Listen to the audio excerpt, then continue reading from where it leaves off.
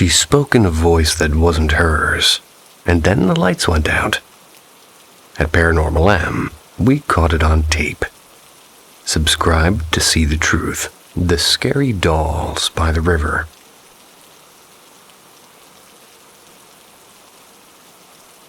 It might sound like I made this up, but I swear to God it happened.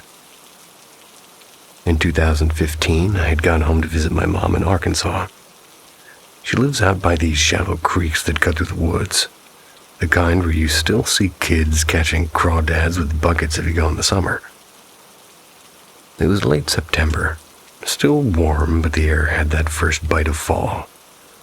You know, when the bugs start to quiet down at night.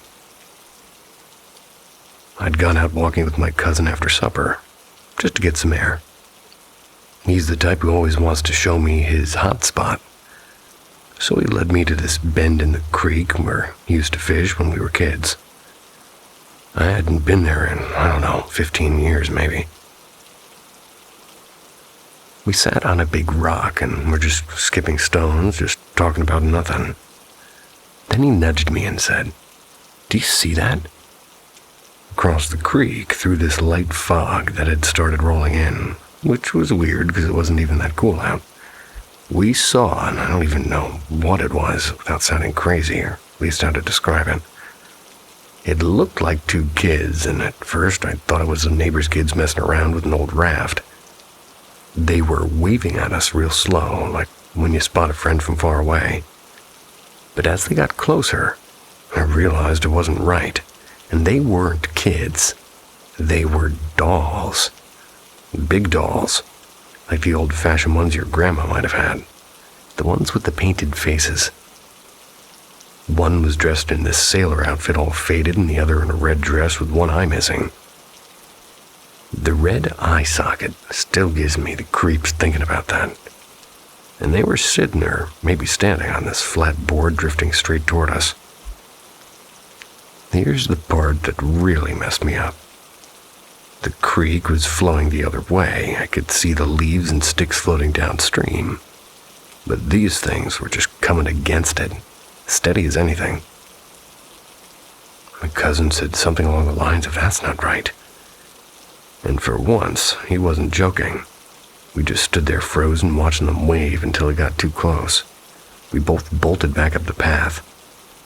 I swear I didn't even breathe until we were back at the house. Later, when we calmed down, we tried to reason it out. Maybe somebody set the dolls adrift for some weird ritual, or maybe it was a prank.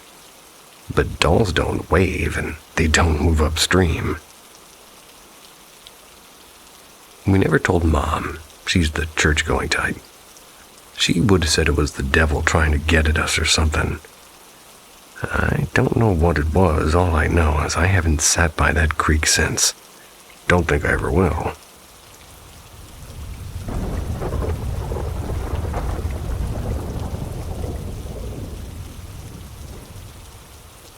The Old Gym Voices.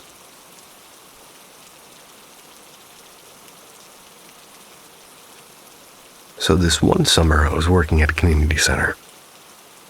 Maybe 2012, I think. I had just finished a night shift at the gas station. The director asked me to help sort it through this bunch of old sports gear that they'd been storing in this gym. The place was basically empty. There were no kids and no classes. Just me in that echoey space with the lights half off. The gym always felt strange when it was empty. I grew up playing ball there, so I knew every corner of the place. But alone, it felt hollow, like too much air. And anyway, I was dragging bins of jerseys across the floor when I heard what I thought was people talking in the bleachers. Just low voices like a guy and a woman. I couldn't catch words exactly. I figured maybe the janitor came in with his wife or something. But when I looked up, there was no one, and the bleachers were bare. And the voices didn't stop, though. They just kept going steady.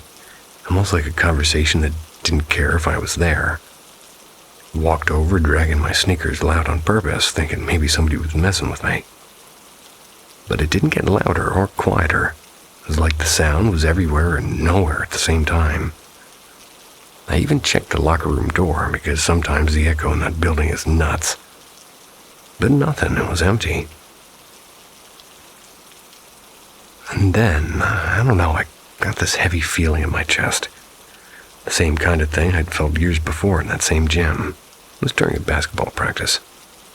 Back then, I'd seen this little figure dart across the far end of the court. It looked like a kid, like fast as hell. But when I ran over there was no one. I remember my buddy asking me if I'd quote-unquote seen the shadow kid. We laughed it off, but I didn't forget it. So anyway, standing there in 2012, listening to those voices, I just felt the same exact thing. Like I shouldn't be there. Like I'd walked into a room that already belonged to someone else. Grabbed my bag and bailed. Later in the day, I asked the janitor if he'd been in the gym, and he just shook his head and told me, "That place, it talks sometimes." It was real casual, like it was no big deal. Well, I don't know. Could be pipes, could be my brain just being fried from night shifts.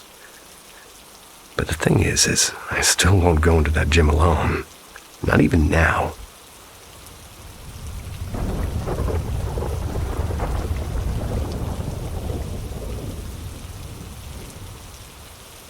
The thing at my uncle's farmhouse. Years back at my uncle's old farmhouse out in rural Kentucky, it's one of those places that looks fine in the daylight. There's fields, there's a sagging barn, there's a porch swing. But at night, man, it feels wrong.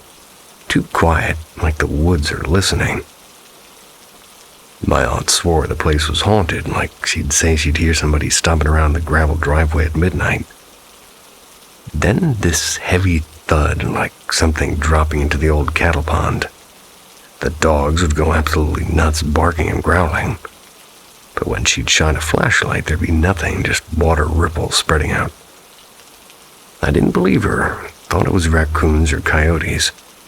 My cousin Eddie, who's the most skeptical guy I know, he laughs at ghost stories, said, "I'll prove it's nothing. I'll sleep over there tonight." So he brings his sleeping bag, some beer, and sets up in the living room. Around 2 a.m, he told me later he starts hearing it. First, the crunch of gravel, then some splashing sounds. Almost like somebody doing cannonballs into the pond. He checks, and there's no one there, and it keeps happening. Dogs barking their heads off, tails between their legs. Then comes this pounding at the front door, pretty hard, like somebody trying to kick it in. Eddie panics. Instead of checking, he bolts through the kitchen, out the back door, and runs half a mile down the road barefoot. Left his beer, his bag, and everything. Wouldn't step foot in that house again. Still swears it wasn't just animals. He said the pounding was too deliberate, like fists. And the pond splashes. He says it was deep and heavy like a grown man dropping in. Not some little critter. Well, the farmhouse is empty now.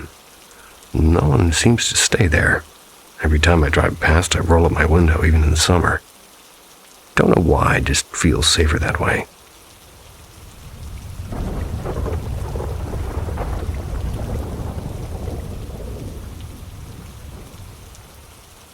The summer I saw Uncle Joe. Never actually written anything like this before, but I figured if there's a place to tell it, it's here. This happened when I was maybe 7 or 8, around that age.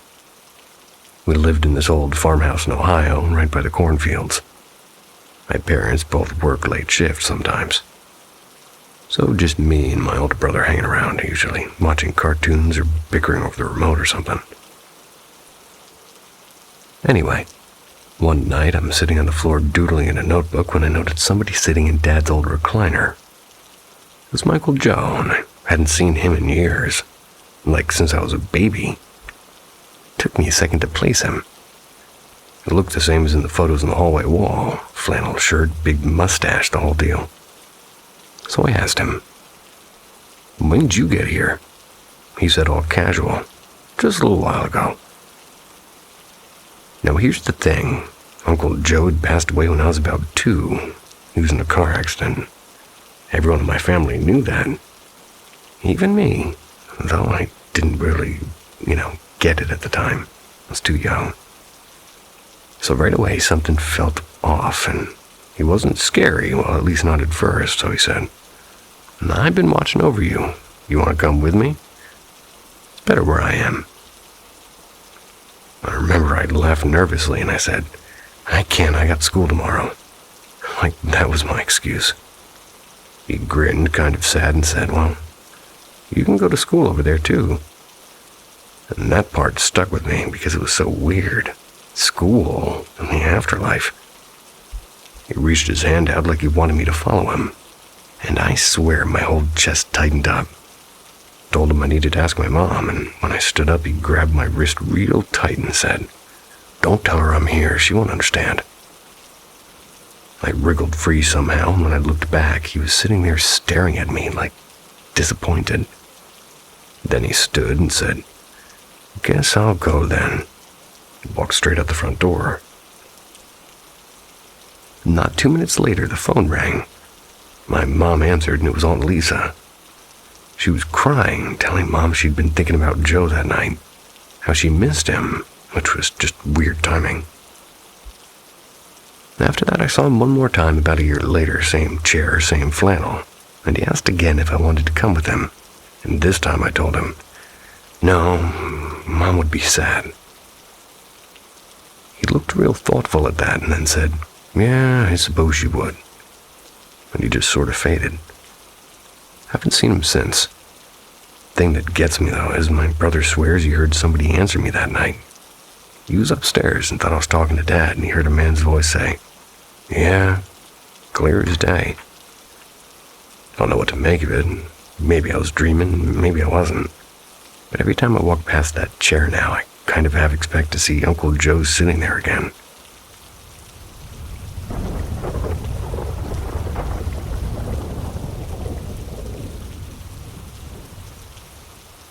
The old Polaroid that wasn't right.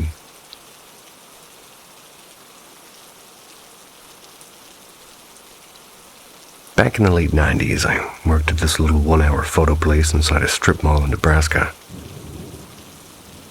It had all these chemical smells. Never left your clothes, even after you'd get home and wait a while. We mostly developed vacation pictures and school portraits and other boring stuff. So one afternoon, this older lady dropped off a roll of film for us. She was frail and kind of hunched, kind of person who looks like they might blow away if the wind picks up.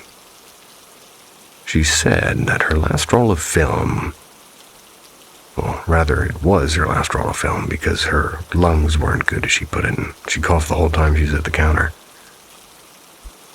So I run her negatives through, and there's no problem. But when I start developing one set, I swear my stomach turned over. There's a photo of her sitting in a recliner, taken by somebody else, must have been the family, I'm guessing. Nothing weird at first, except the wall behind her head looked like it was crawling. I leaned in closer and realized it wasn't the wall, it was dozens, maybe hundreds of tiny faces all pressed together with their mouths open.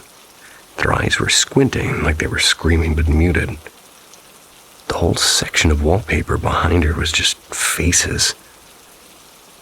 I actually dropped the print in the bin and cursed out loud, and my coworker thought I'd splashed chemicals on myself. Well, I ran it again, thinking maybe it was a light leak or some weird processing issue. But no, the second time that one shot came out crystal clear. Same chair, same lady, just normal floral wallpaper. No faces. I didn't tell the woman when she came back, just handed her the envelope like everything was fine. She smiled, kind of real tired, and said she was moving into hospice soon. I never saw her again, and for weeks after I kept thinking about that photo. I even dreamed about it once, those tiny faces chanting, all in the same voice like a choir. I can still hear the faint hum when I think about it too hard. Tossed the first print in the shredder the same day, and still wish I hadn't. Like maybe somebody else could have explained it. Or maybe it's better gone. I honestly don't know.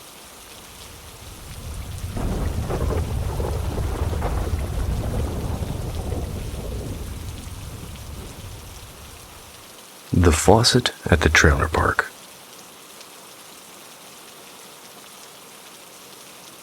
This happened a while back. I was living in this rundown trailer park outside of Tulsa. My uncle had just moved in with us after his girlfriend died, and I swear the whole place got heavier after that. Like before him, it was just a creaky old trailer. But once he was there, weird stuff kind of followed. He used to complain about his headphones tugging at night, like somebody giving them a little yank. He'd laugh it off, but I noticed he always kept the lights on when he slept in the back room. Anyway, I didn't think much of it until things started happening in the kitchen and bathroom. First time, I'm walking to the bathroom and the cold faucet is blasting. It's like somebody turned it on full strength. No one was home except me, and I just muttered, "Damn pipes," and I shut it off. A couple days later, same thing, only this time I yelled for everybody. My uncle, my girlfriend, and even my dad came stomping down the hallway, and I pointed the sink and I'm like, "Look." And everyone just stares at me. My dad smirked and said I probably forgot I turned it on, which I didn't. Then came the day when the water just stopped. I tried the knob and there was nothing. The toilet was still filling fine though, and I hollered like a madman until everybody showed up again. They rolled their eyes until my dad tried to get under the sink to mess with the shut-off valve. Well, the whole cabinet under there was jammed full of junk, like old soap bottles, some dollar store bubble bath, and random crap from God knows when. There's no way anybody had reached in to shut it off. My dad had to yank out all these bottles, and half of them glued to the bottom from old leaks. When he finally got to the valve, he twisted it, and boom, water came rushing back. I'll never forget the look in his face in the mirror. It was pale. Not mad, not smug, just pale. My mom didn't say a word, just walked back to her room like nothing had happened. Me, well, I'm practically jumping up and down like an idiot. "See, I told you." My girlfriend rubbed my back like she was calming down a dog, which probably kept me from screaming more. Nobody's ever brought it up again, not even once. My uncle still doesn't talk about it either, though I caught him once staring at that bathroom door like it had teeth. I don't know. Maybe it was the trailer, or maybe it was him, or maybe it was both. All I know is every now and then when I stay up late, it's real quiet, and I swear I hear the faucet click, like it wants to turn itself on again.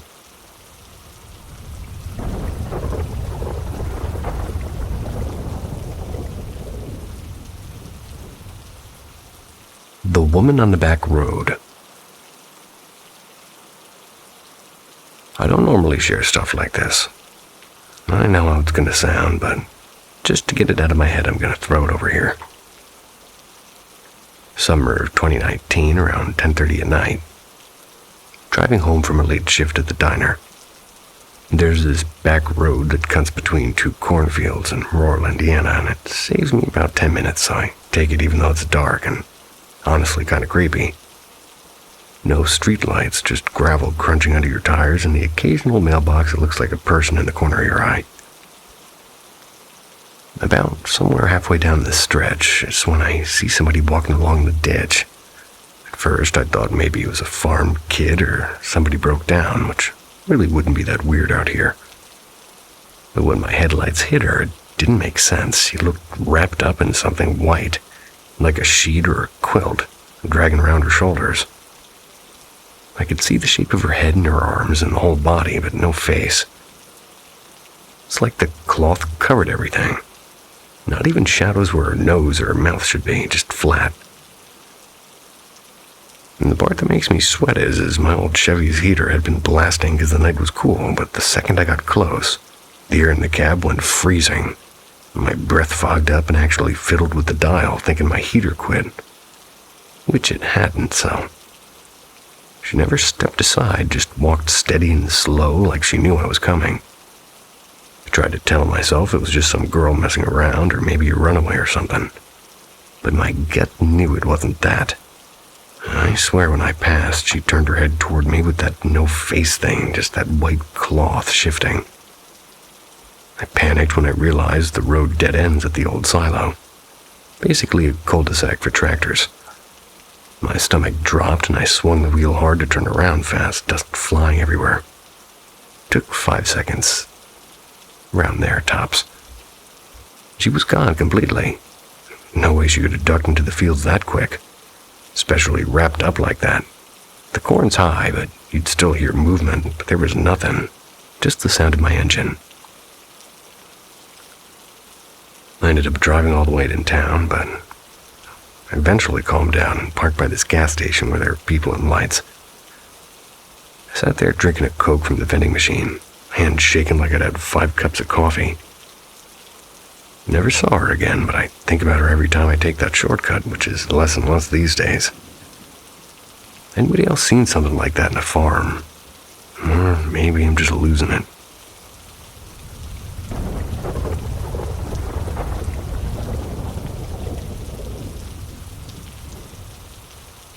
When the screen bit back. I've always liked weird stuff and old ghost stories and haunted podcasts and random creepy YouTube rabbit holes. It's my comfort noise when I'm folding laundry or trying to fall asleep. But there was this one time, or actually 2 times, where I swear something came through the damn screen at me. And I know how that sounds, like I'm not even a "the veil is thin" type person. But yeah. First time was about 3 summers ago, crashing at my cousin's trailer out near the lake, half drunk on some, I don't know, natty ice or something. Watching some late-night ghost video, not the polished ones, this was one of those shaky cam, exploring, haunted whatever types. Except these guys were in some abandoned orphanage somewhere in Ohio. Real classic setup, peeling wallpaper, busted toys and all that. Anyway, they're filming this ball rolling on its own down a hallway. Everybody in the comments was doing that whole "I don't claim this negative energy" copy-paste thing. I didn't think twice, I just kept watching, but then out of nowhere I got this ice-cold wave through me, like my whole body was locking up. My chest felt crushed, like somebody had dropped a sandbag on me. And my eyes, God, they burned like when you've stared at a campfire for too long. My mouth tasted of iron. Next thing I know, I'm on the couch shaking, trying to sit up, and then I wipe my face and my nose is bleeding. Like, what the hell, from a YouTube video? Lasted 2 or 3 minutes, then gone. Back to normal, except kind of woozy. Sat there staring at the pause button like it was a loaded gun or something. Second time, different channel, different feeling. These guys were streaming some overnight quote-unquote challenge in a farmhouse that was supposed to have been used for exorcisms back in the day. Wasn't even watching seriously. I just had it on while I scrolled on my phone, but near the end of it, they started reading prayers or chants.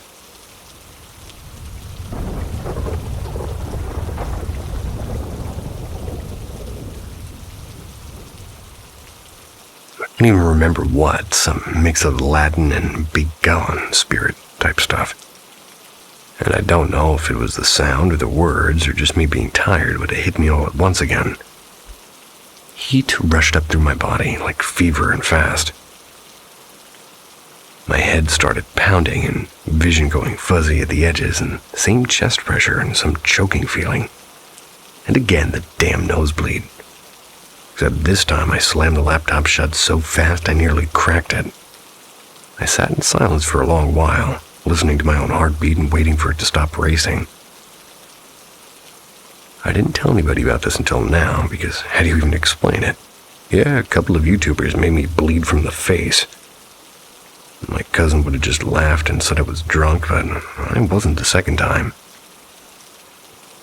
Maybe it's a coincidence, or maybe migraines, or some psychosomatic sort of junk, but I'll tell you this, I don't let ghost videos run past midnight anymore. And I scroll past anything with "I do not claim this energy" in the comments, just in case.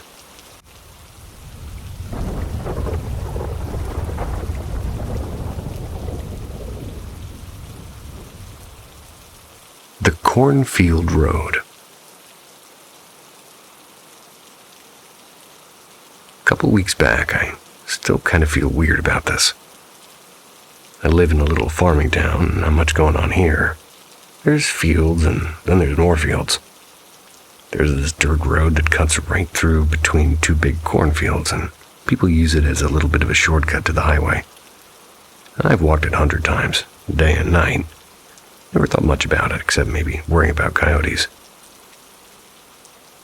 So it's late, maybe around 11, and I'm walking back from my cousin's place, and the crickets were going like crazy. My air smelled like fertilizer. Kinda sour, but kinda used to it. My earbuds were in, well, at least one of them. One was out, just to hear if a car would come up behind me. And that's when I noticed something. I could hear footsteps. Not crunching sounds in the dirt, but something a little bit softer, like somebody stepping in the weeds along the edge of it.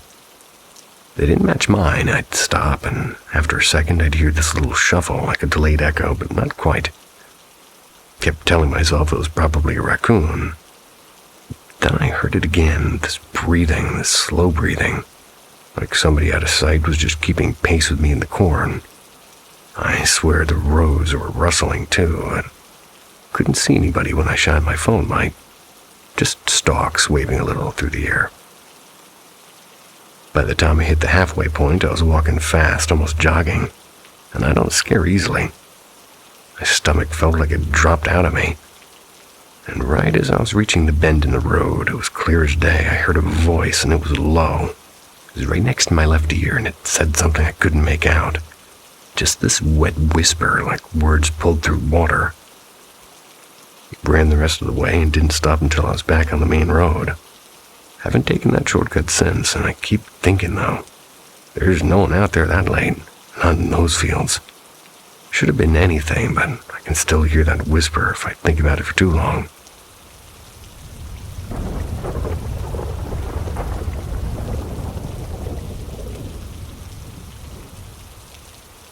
The Thing by the River. I don't usually post stuff like this, but I'm reading a lot now, and I figured maybe somebody had something close to what I went through. This happened back in 21, late summer. Once again, in rural Kentucky. My cousin lives way out. You know, the kind of place where the dirt road just sort of ends, and then it's all hills and trees after that. I was crashing at his trailer for the weekend, and we'd been drinking cheap beer by the fire pit. Pretty sure it was Schlitz. Maybe midnight or a little bit after that. Cicadas were so loud, I remember we had to turn the radio up. At some point, he nudges me and goes, "Shut up and listen." Thought he was just messing with me, but when we turned the music down, there was this, I don't know, like voices. Not quite talking, more like chatter that you couldn't really make out. It wasn't close, but it really wasn't far either, like across the river maybe. Then, clear as anything, I heard laughter, but wrong laughter. Started like one person and stretched out into two or three, kind of overlapping, like a recording skipping. We stared at each other, and my cousin's half blind without his glasses, so it was me who saw it first. There's this tree line across the water. Moonlight was decent that night. No clouds. I watch something. Oh, I switch. I swear I watched something standing like a man. And he was folding itself down on all fours, and it was too quick, like bones clicking. Looked like a big dog, but still human-shaped, if that makes any sense. My heart just sort of dropped, and I kept elbowing him, whispering, "Do you see that? Do you see that?" And it moved slow, like it wanted us to know it was there, but not coming to run at us necessarily. Made noises I can't even put words to. Like a bark that cut off into a scream. The hair on my arms is just standing up while I write this, and in the clearing on the far side, we see this shadow. It's big, it's bigger than a man. And the sound it made, God. 3 seconds maybe, but high-pitched like a siren, like a train or a whistle, and a woman screaming smashed together. Ears ringing, stomach in knots. Then it laughed again, but closer this time. Next thing I know, it's charging, and I don't care what it says. It covered that river way too fast. We bolted inside, slammed the door, shoved the cooler against him like that would do anything. I sat in the dark, staring at the window that faced the river until sun came up. People I told just laugh or say it was coyotes or too much booze. I've hunted and fished and camped all my life, and I never heard anything like that. And I can't forget the scream. Even now, if I think too hard, I hear it in my head.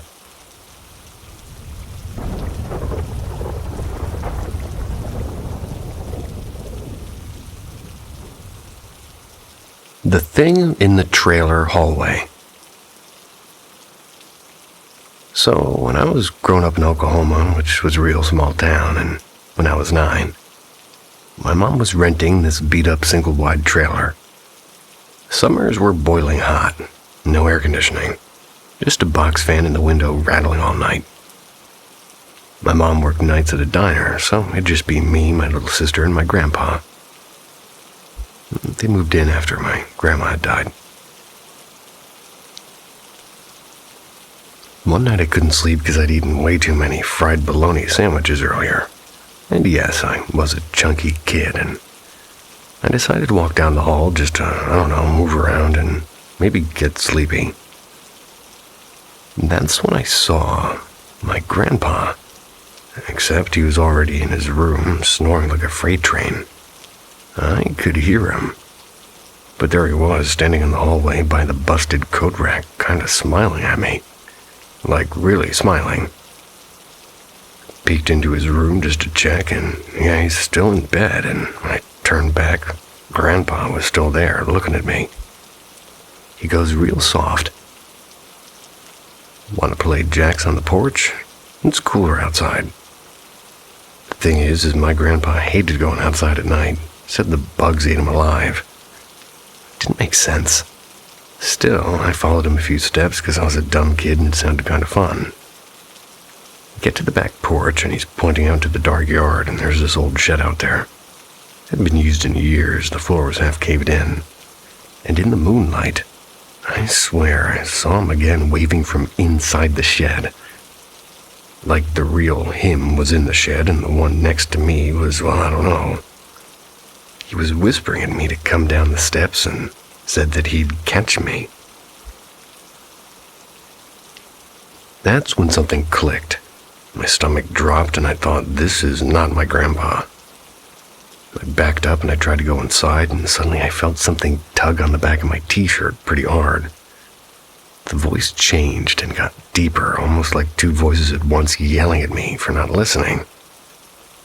I bolted into the living room, shaking my sister awake, but she just rolled over.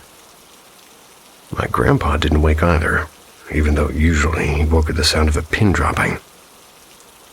So I just ended up curling back into bed with my blanket over my head. The last thing I remember before I must have passed out was seeing something in like the corner of the TV stand. Had long hair and bent up like its joints didn't work right. There was a tongue hanging out. Thought maybe it was my sleep paralysis, but I don't know. I don't want to say witch or demon or whatever, but it felt wrong. Never told anybody because I knew they'd just laugh. But even now, still can't sleep with my bedroom door open.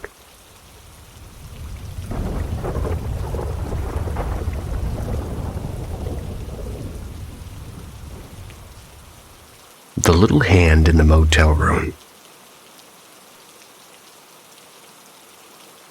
Not really sure if this belongs in this particular thread, but I've been chewing on it for a while. I was staying at this tiny roadside motel outside of Amarillo. It was a couple summers ago. Just one of those places where it smells like cigarettes no matter where you are in it. I've been driving all day and ate some gas station burritos, and I crashed early. Gas station burritos. So that night I dream I'm stuck in this motel bathroom with the lights flickering. I'm tugging at the handle, but it won't open, and out of the corner of my eye, the wallpaper starts bending. Like bubbling almost. Then this little hand, like a kid's hand, just slides out of the wall and grabs mine. And in the dream I'm screaming, but no sound's coming out of my mouth, and then I just wake up. And the thing is my right hand is still being held, and I swear on my life it felt small and cool like a kid's. I laid there in the dark, staring at that ugly motel popcorn ceiling. I was too scared to turn my head. And after 3 or 4 seconds, I kind of pulled my hand back and the feeling just stopped. It was gone. Couldn't fall back to sleep. Fast forward to a couple nights later. Still there because I had to wait on some paperwork for a job, and I wake up around dawn.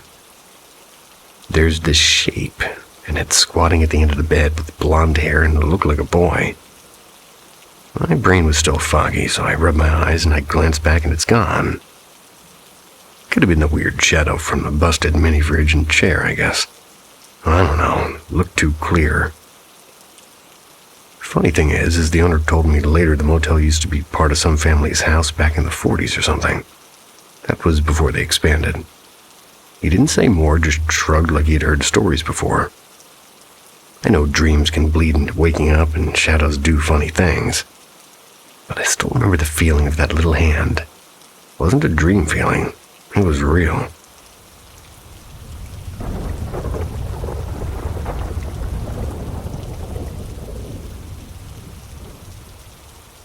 The Girl in the Orchard. I was about 17, give or take. I grew up in a small farming town. Nothing much to do, and my uncle used to let me help him out at his orchard during the weekends. So one afternoon, we're just hauling baskets of apples back toward the shed, and I got to talking with this old neighbor who wandered over. She's one of those folks who, well, she always seemed to know more than she should. People said that she had the sight, in quotes. Never seen anything actually ghostly myself, but I was into weird stuff like hauntings and UFOs and all the late-night radio junk. So I asked her, kind of half-joking, if she'd ever seen anything in the orchard. She didn't laugh, though. She just kind of squinted out toward the trees. Then she told me she'd be seeing the same girl for years now. She said she looked like a teenager, with long braids, always standing by the old fence line or sometimes sitting under the big walnut tree near the road. At first, she didn't think much of it, apparently. Thought maybe it was somebody from town wandering through, but the girl never aged, and she never answered if you called her.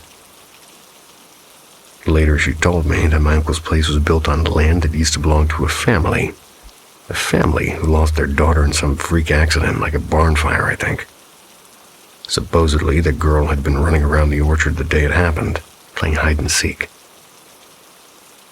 The part that sticks with me is while the neighbor was talking, I kept thinking about my cousin Emily. She died about 6 years earlier from a car crash. Same age, same braids, and my mind went cold, and for a second, I thought maybe, just maybe, it was her hanging around like she hadn't moved on. Actually came back to the orchard alone that night. Might have been dumb. Shed was busted, so it was dark as hell.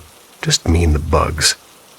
Sat on a crate and whispered like an idiot, telling Emily I was sorry and telling her it was time to come home and that we missed her. My chest hurt like crazy and I was just bawling there by myself. After a while, I swear this soft tap in my arm, like I turned and God, it wasn't Emily. It was a pale girl I didn't recognize.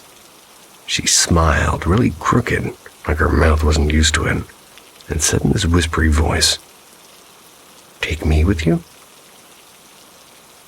Well, I don't remember much after that. I must have passed out because I woke up lying in the dirt with my jacket over me, like somebody had tucked me in. Never told my uncle. I just said I'd gotten sick and I never went back to the orchard after dark again. What eats at me, it isn't the creepy girl. It's wondering if Emily's at peace or if she's still out there, waiting somewhere I haven't thought to look yet.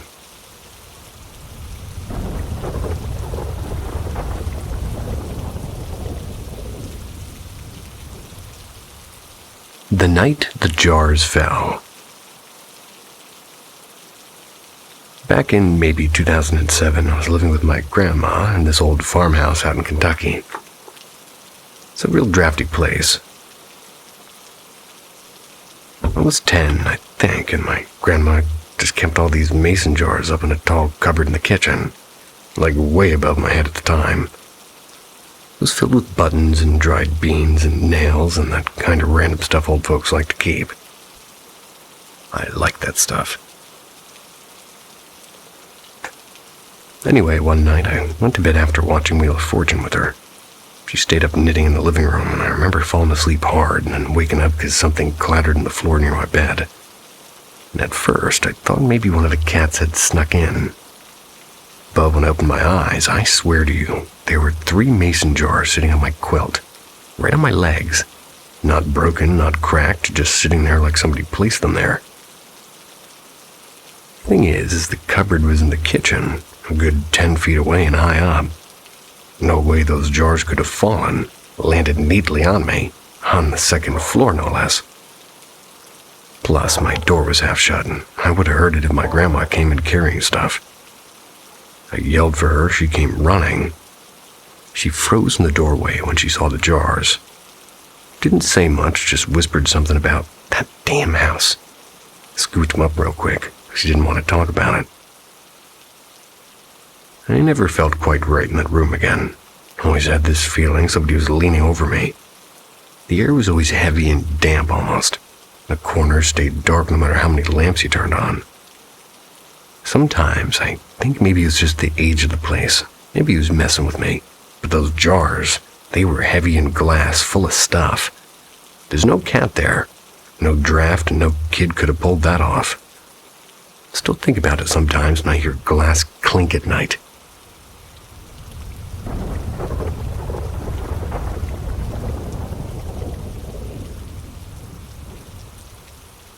The locked gym pool. A few summers back, I worked nights at a small-town hardware store.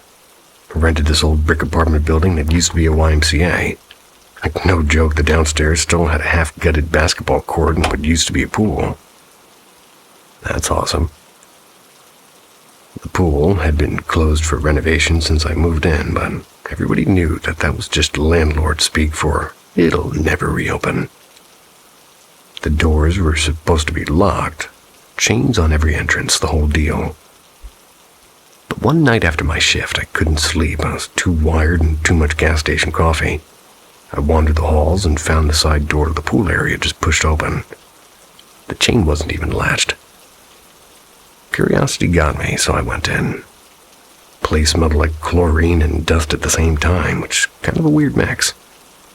Pool was half full of water, not drained like I thought it would be. The surface was dark still. Overhead lights flickered on some timer. It was humming, but most of them were even out. So I sat on the tile edge, just dangling my feet, listening to the hum of the lights. The place was dead silent otherwise, and then a splash, clear as day. Not like a drip or pipe noise, I mean the sound of somebody diving in. I jerked my head up so fast I almost fell in. Water rippled like crazy, like somebody was swimming laps and fast. You know that sound when strong arms cut through water? It's like that steady rhythm. It was just like that. I waited for her head to pop up and for somebody to crack a joke about me trespassing, but there was nothing. Water went flat, perfectly flat. No drips on the tile, no wet footprints. Just me and the sound of my own pulse in my own ears. I remember backing out real slow, feeling like if I moved too quickly, I'd see something I didn't want to see. Locked the chain behind me even though it hadn't been locked before, and the funny thing is, I asked one of the older tenants about it a week later, half joking, and he shrugged and he said, "Kids drowned in that pool once. Nobody uses it now." Then he walked off like he just told me the weather. Maybe pipes, maybe my brain, but I swear I heard those strokes. Sounded like somebody who never got out.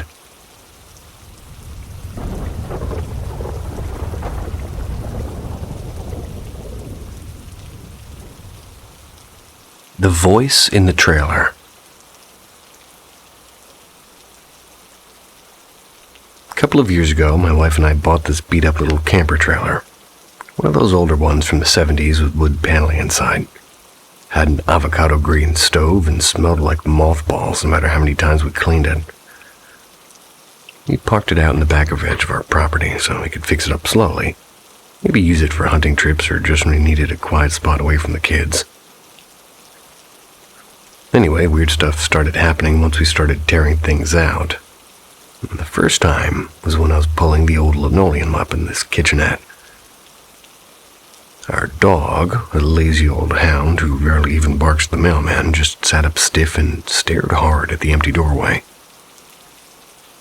Then his head kind of moved like he was tracking something through, like walking. There was a low growl and he had teeth showing. Didn't seem like anyone was there, and figured maybe a raccoon, but the door was shut. A few nights later, I was sitting inside with a lantern, just checking the wiring, and I swear as plain as day I heard a man's voice say, "Well, you fixed it up nice."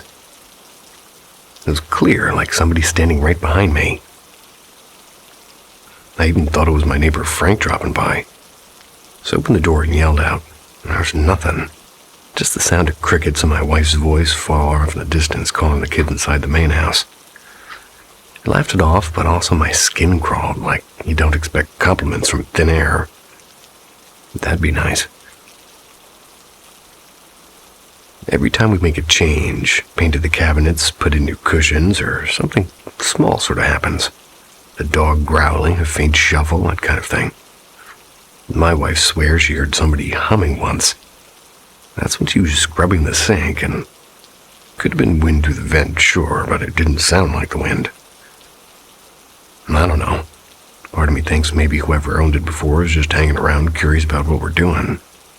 If it's a ghost, it seems harmless, just opinionated. Not scary exactly, but unsettling.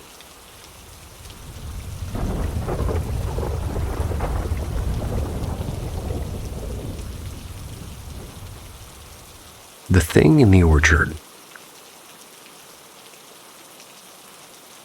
I never thought I'd write something like this, but here we go. I was living with my uncle in a small farming town in Kansas.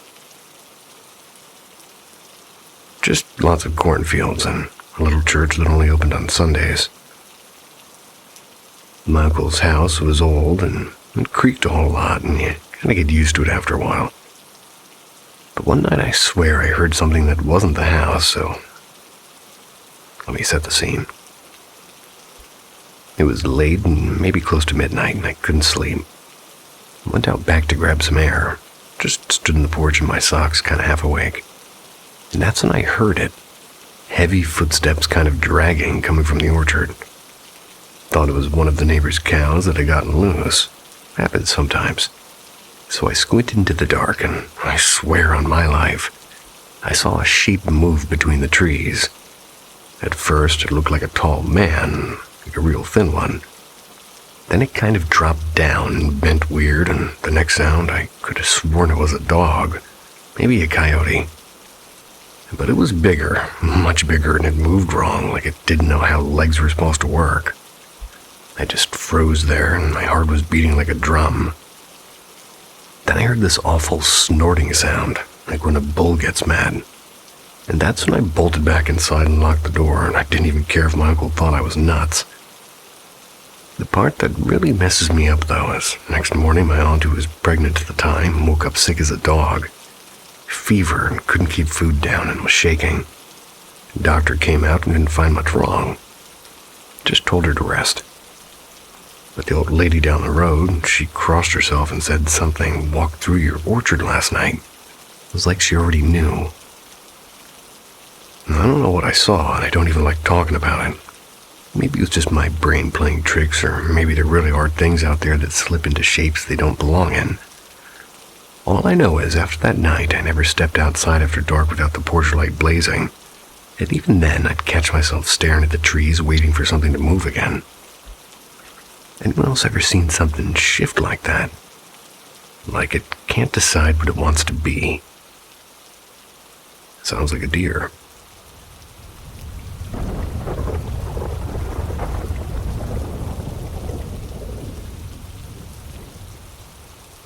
The red string in the barn.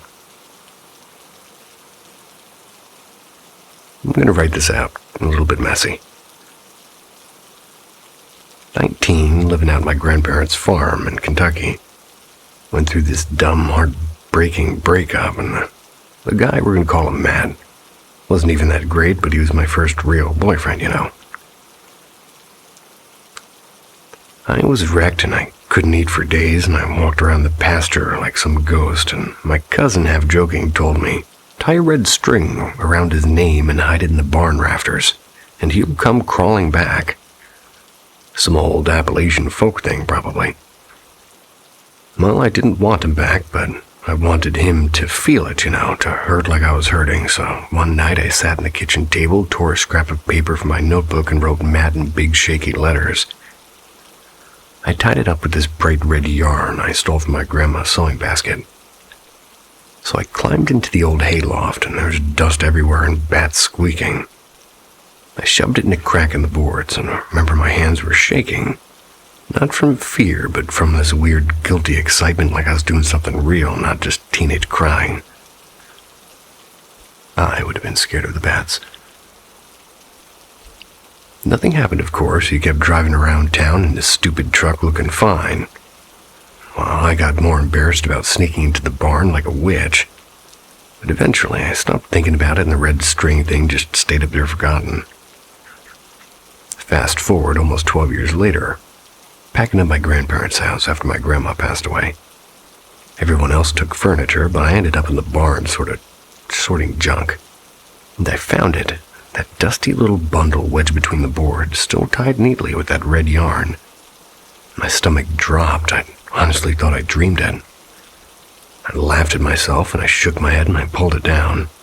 Felt stupid even holding it. But for whatever reason, I didn't just toss it. I lit a match right there in the barn and burned it in a coffee tin. Smell was awful. Burning yarn and old dust and paper. I remember muttering something like, "All right, Matt, I let you go, no hard feelings." Next day, my sister drove up from Louisville to help.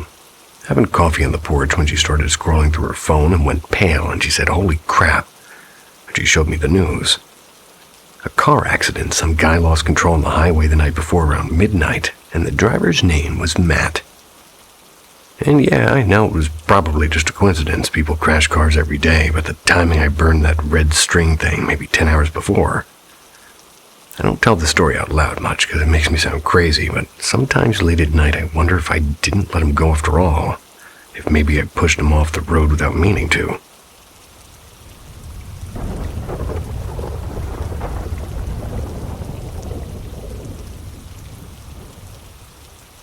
The leftover plate. Never quite written anything out like this, but I'm going to go ahead and tell it anyway. Back when I was working at this tiny diner, it was in the 2000s maybe, I rented this super cheap place across from the train tracks. One of those buildings where the walls are so thin you hear your neighbors sneezing. So I ended up hanging out a lot with this girl from work, Marcy. She was from West Virginia with a loud laugh and always smelled like vanilla body spray. We'd close up the diner and then go grab burgers or walk around Walmart just for something to do. Now, Marcy had this quirk. Whenever we ate together, she'd take a little bit of her food, like 3 fries or a spoonful of beans, and set it aside, not touching it. At first, I thought she was just picky, maybe saving room, and never asked because, people got their habits. One night, we were splitting nachos. She did it again, pushed a little pile off to the side. I was joking around and said, "Don't waste it, I'll eat it." I grabbed a chip before she could say anything. She gave me this look, like half scared and half mad, but didn't say a word, just kind of quiet the rest of the night. I felt like a jerk, but figured it was nothing. A couple of days later, I started feeling off and tired all at the same time, dragging myself to work and couldn't even finish my shift. And the strangest part is nobody checked on me. Like normally, Marcy would be calling or my cousin would swing by, but it was just like I slipped out of everyone's head. I laid in bed in that crappy apartment sweating till we'd even make ramen. One night in that half-asleep, half-awake state, I swear I felt something pulling on me. Not like one thing, more like a bunch of hands tugging at my arms and ankles. I couldn't move, and I thought, this is it, I'm done.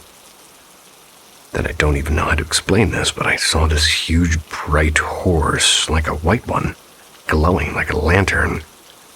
It stomped its hoof, and these shadows scattered, and I sat up gasping like somebody had splashed me with cold water. The next morning, Marcy actually called me. The first thing out of her mouth was, "Where have you been? It's like I forgot about you all week." And that freaked me out worse than the dream, honestly. Later I told my grandma, and she's an old school Appalachian and believes in signs and haints. Never heard that word in my life. Signs and haints. She got real serious and asked if I'd eaten anything meant as an offering. That's when I remembered the nacho thing. Turned out, Marcy always leaves a piece for company, like the spirit she thought kept her safe, and by eating it, I basically told them, "Yeah, I'm gonna take what's yours." Grandma gave me like a little cross pendant to wear and made me keep salt by the door. Said the horse was likely a protector showing up at the right time, but she warned me that once you've been noticed, you don't get forgotten. So yeah, still gives me chills, and I keep my hair cropped short these days. I don't know if that's superstition or just me hanging on to what Grandma said, but I'll tell you this. Never touch anybody's leftovers again. What does your hair have to do with anything?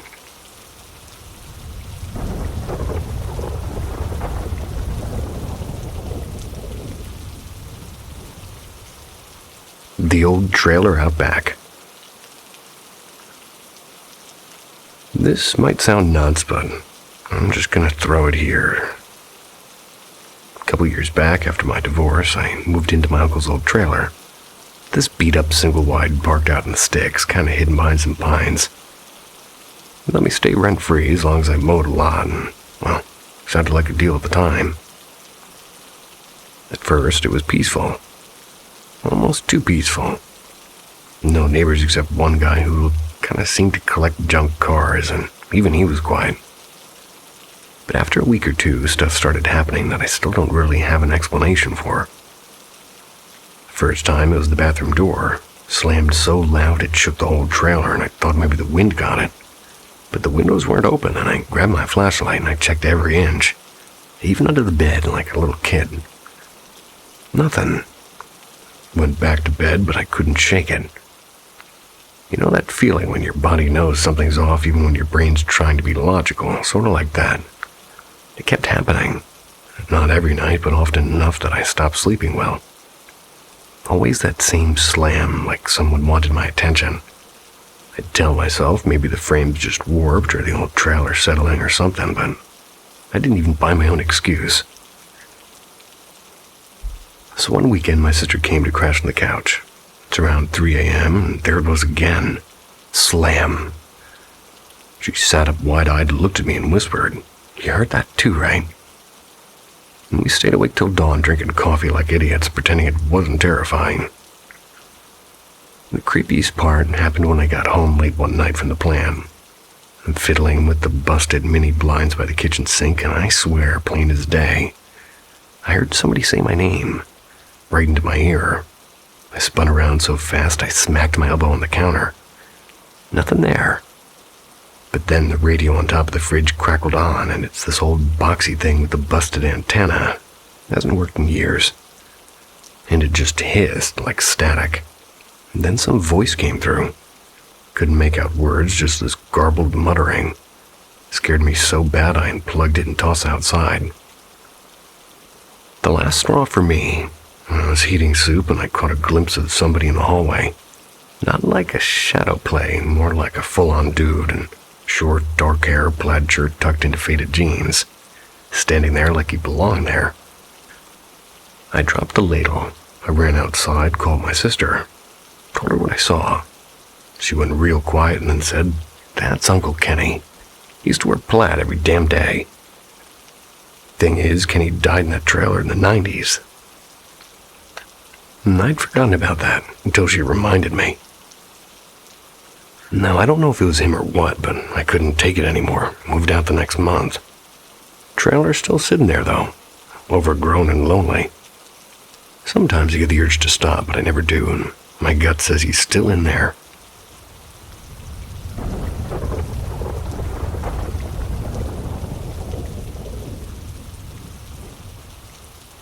The Garage Incident.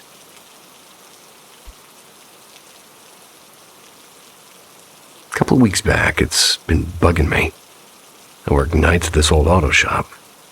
The kind of place that smells like grease, and no matter how much you clean it, still smell like grease. It was about 3 a.m. and dead quiet, except for the humming of that ancient soda machine in the corner over there. Sweeping near the back, right by the sort of tire racks that we have. That's when I heard this sharp clank. I look over, and the lid from the big steel parts bin, we keep old brake rotors in there, was on the floor. And the thing is that lid weighed a ton.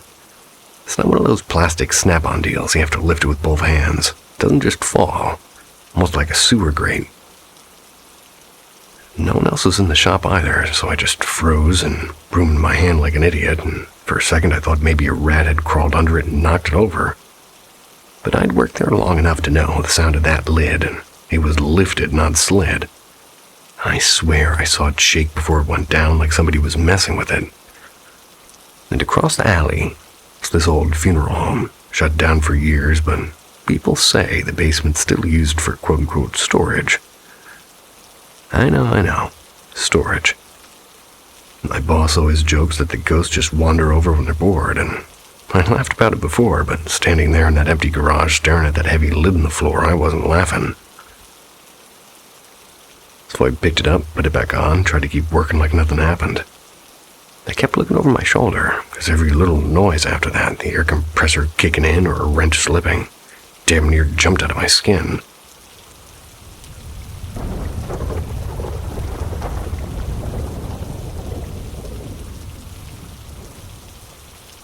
Fourth person at the cabin. I want to say this was 5 or 6 years ago.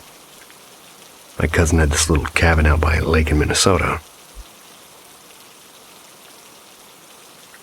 He invited me and my brother over one fall weekend, and we got there late, almost like 9 or 10 at night.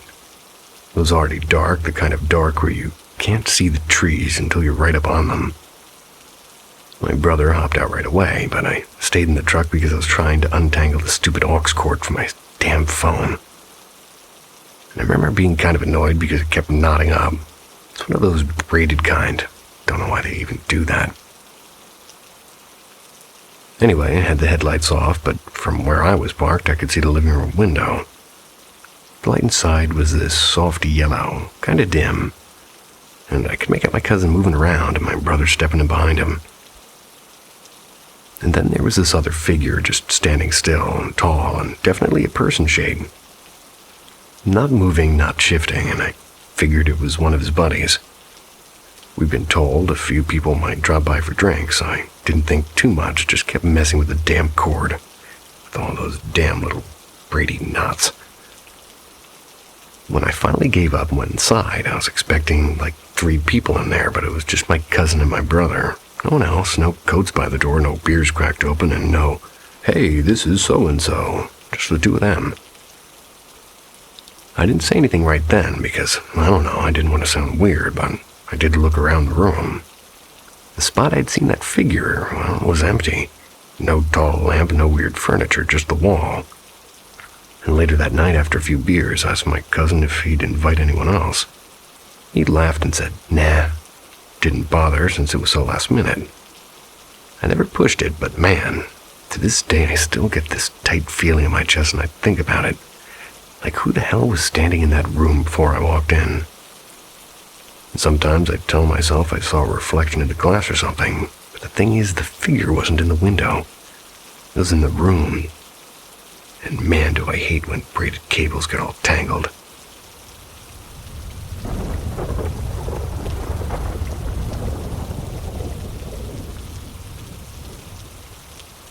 The Thing by the Mill. Out in Missouri, there's a little river town. It's a real quiet place. It's a place where nothing really changes, and We had this old grain mill at the edge of town. It's a big brick building that's been around since forever. They don't use it anymore, but they turned part of it into a kind of community hall, like where they do bingo nights and fish fries. And if you're lucky, bingo night with fish fries. When I first moved back home after college, I'm working nights at this pizza place. It used to be an old garage. My dad would sometimes swing by to give me a ride because my car was garbage. But anyway, one night we're parked waiting for the manager to close up when I noticed something moving across the roof of the hardware store. Now, kids climb roofs all the time around here. Everybody knows how to shimmy up the fire escapes or sneak through the back alley ladders. But this wasn't kids. It was like the way it moved. It wasn't right.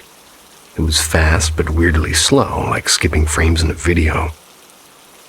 First, I thought maybe I was tired and my eyes were playing tricks on me.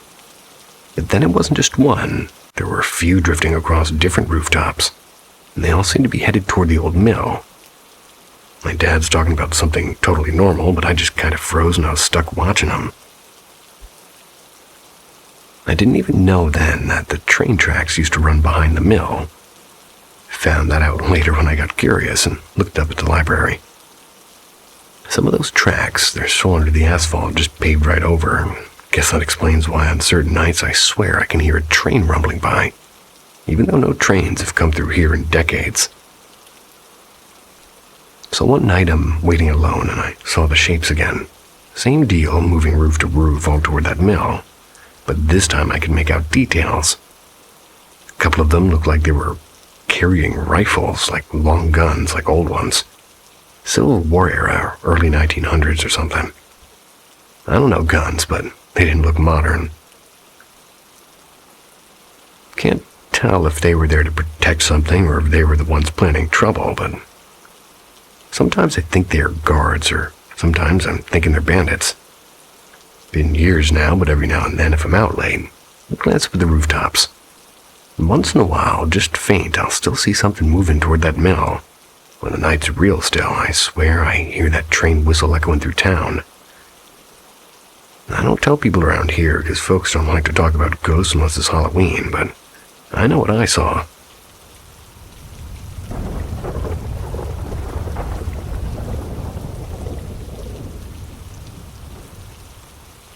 The girl in the trailer office.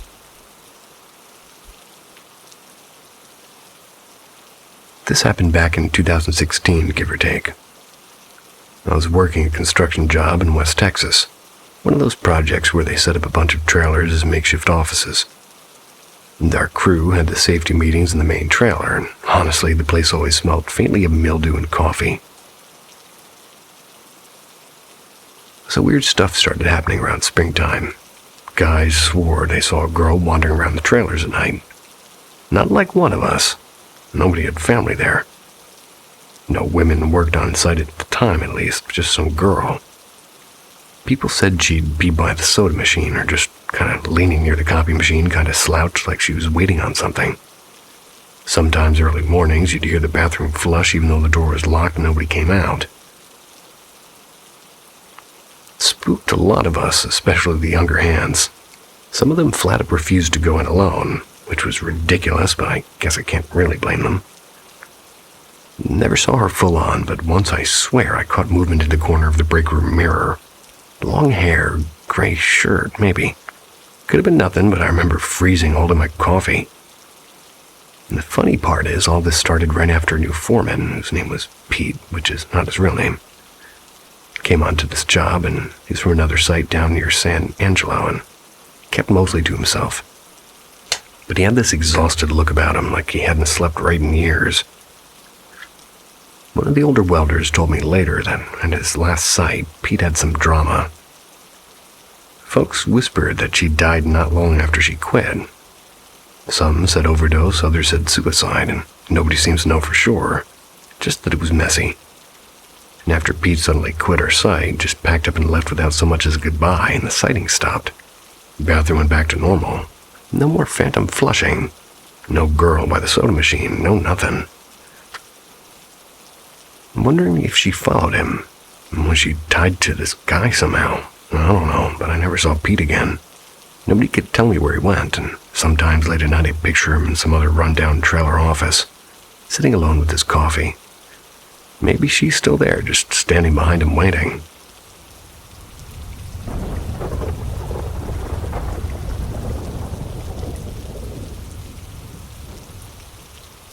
The Woman by the Mill Road.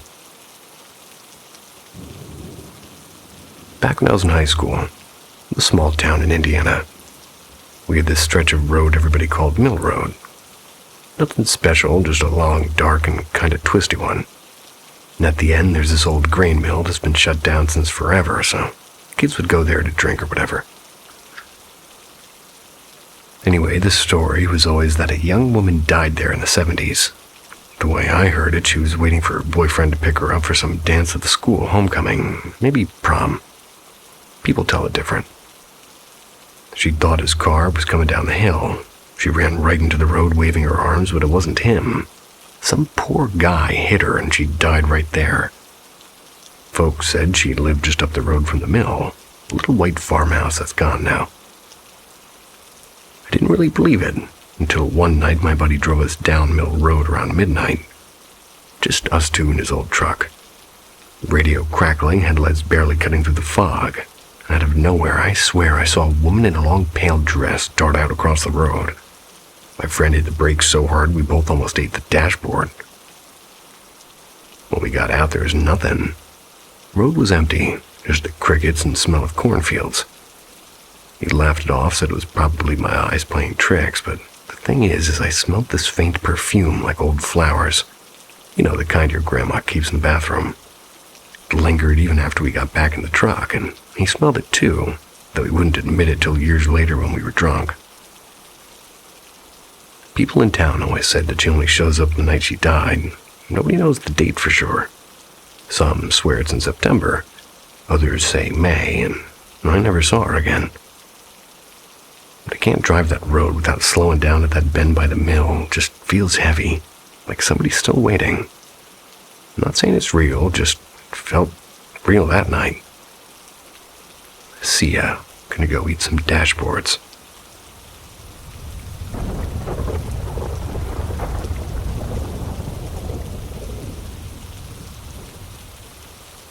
Dive deep into the realm of the unexplained. Paranormal M is your window to a universe filled with paranormal activity and supernatural occurrences. Don't miss out on our fascinating content. Subscribe and hit the notification bell today. Glimpses of the future. Sometimes when I'm not focusing on anything or just zoning out, I get a first-person perspective look at the environment. Like me standing in a certain place while a certain thing is happening. It's not like I'm actually there, I just see it in my mind's eye.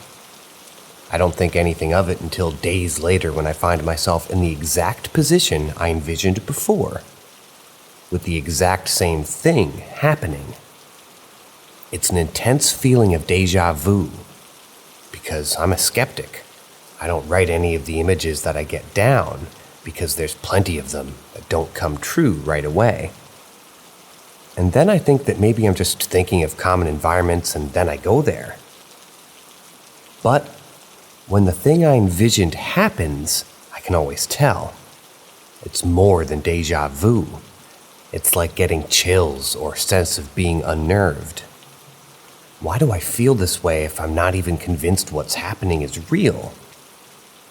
Sometimes I can remember exactly when I envisioned it, and sometimes I just get the unnerving feeling, and I know that I must have seen it at some point, even if I've forgotten when. The strange part about this is that I talked to my biological mother about it years ago, and she says the exact same thing happens to her. I haven't brought it up since then, but I'm going to.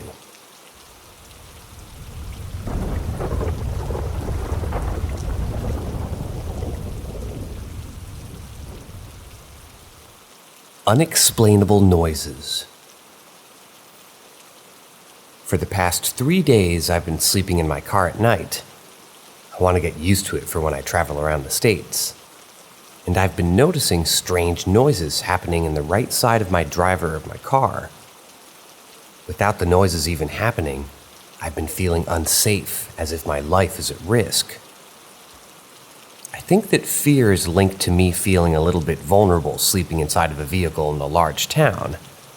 I'm sure the quote-unquote van life folk felt that for a little bit too. At around 5 in the morning, I would hear 2 human footsteps on gravel. I've been sleeping in parking lots where no gravel is present. Weird, but whatever. And now at around 6 a.m. or 7 a.m. for the past 2 days, I've heard the sound of a van door open, click into a locking mechanism, and 1 foot step on gravel. The sound of that is incredibly close and happened on the described side of the vehicle, the driver's side. When this first happened, I shot up and looked around to find not even a single vehicle or a person next to my car, and the parking lot empty. Last night, I parked near a campground called Lincoln Beach Campground. It's right next to Utah Lake. I parked the right side of the car next to a thick wooden fence, not thinking anything about it. I parked close enough to where you could even be able to open the passenger door at the halfway mark without hitting the fence. At about 6:37 a.m., I heard the exact same van door open, click into the locking mechanism, and the foot step onto the gravel sound. This time it sounded strangely drawn out. The continuous sound of a single foot stepping on the gravel was trippy, to say the least. Honestly, the sound itself made no sense. Once again, on the right side of the driver's seat, I froze in fear because obviously nobody could be parked there. Slowly peeking my head up to investigate, I saw nothing but the wood fence next to me. This isn't the first time I've heard unexplainable noises coming specifically from the right side of the driver's seat inside my vehicle. My last post on the subreddit mentioned that I heard a deep growl of a beast from the exact same side of my vehicle. I wonder if something's been following me. What are your thoughts on this?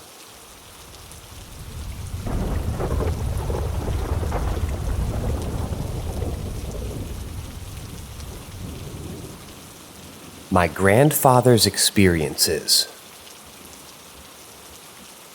My grandfather told me that when he was a young boy, about 8 or 10, him and his brother were playing in this old shell of a car that they had sitting next to their trailer on their farm. He said the car still had its seats and the steering wheel, but other than that, it was just a hunk of metal. Anyways, he said that they were sitting in it playing when all of a sudden they both got sleepy and fell asleep.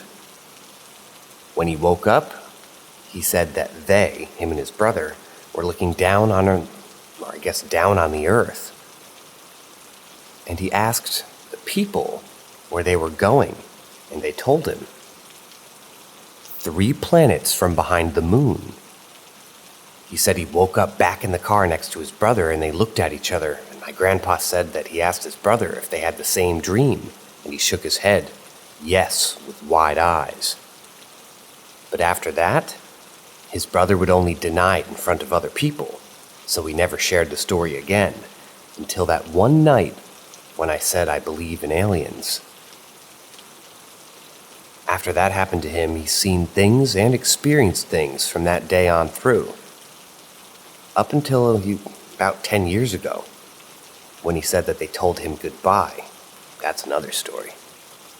He was probably 66 or 70 years old then. If anyone would like to make more posts about other stories that he's told me, and the things that he's experienced, there's even been many times in his life where he should have died. I always told people that I believe I'm part alien because I think my grandfather is.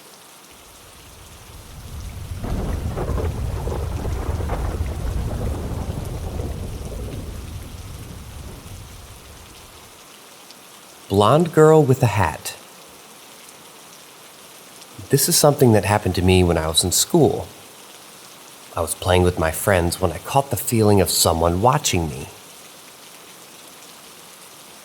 It was a big break, so many kids were running around, playing catch me if you can, and all those kinds of things. And suddenly I see this girl leaning on one of the walls of our school building. She just stood there and stared at me with this evil expression. Although she looked very weird, she seemed to be older than me, and had shoulder-long blonde hair. It looked thin and damaged. She also wore a black hat. You know, one like magicians pull out the bunnies from. She was completely wearing black and had a cloak on that was black outside and red inside. She had her arms spread away from her body, like if her body would form a crucifix. I froze and stared back, confused from her weird appearance and behavior. Then she said, "What the fuck are you looking at?" She said it in such an aggressive tone that I looked away and tried to act like I didn't hear it. At this point, I was kind of scared at her, and not sure really what to do, you know? She was still looking at me, watching me. When I blinked, she moved 1 meter from the spot she was standing before. I was so scared at this point, and then I saw how she made side steps, slowly moving to the door of the building that she was leaning on. She literally moved sideways, her bag touching the wall the whole time. Then she was gone. I thought to myself that it was stupid to react like I did. I should have confronted her. But she was so fucking scary. All the other kids were ignoring her. Nobody talked to her or gave her attention. I searched her directly after she disappeared, but I couldn't find her. I remember my friend also saw her, but it's been about 10 years, and we have no contact. I even did contact her some time ago, but she couldn't remember it. It's just a stupid feeling when something like this happens and you know it happened, but nobody seemed to care, and the only person that could prove my point doesn't remember it. I feel lost thinking about it, and I have no logical explanation. Since I was young, I could always tell if something is real or just fantasy.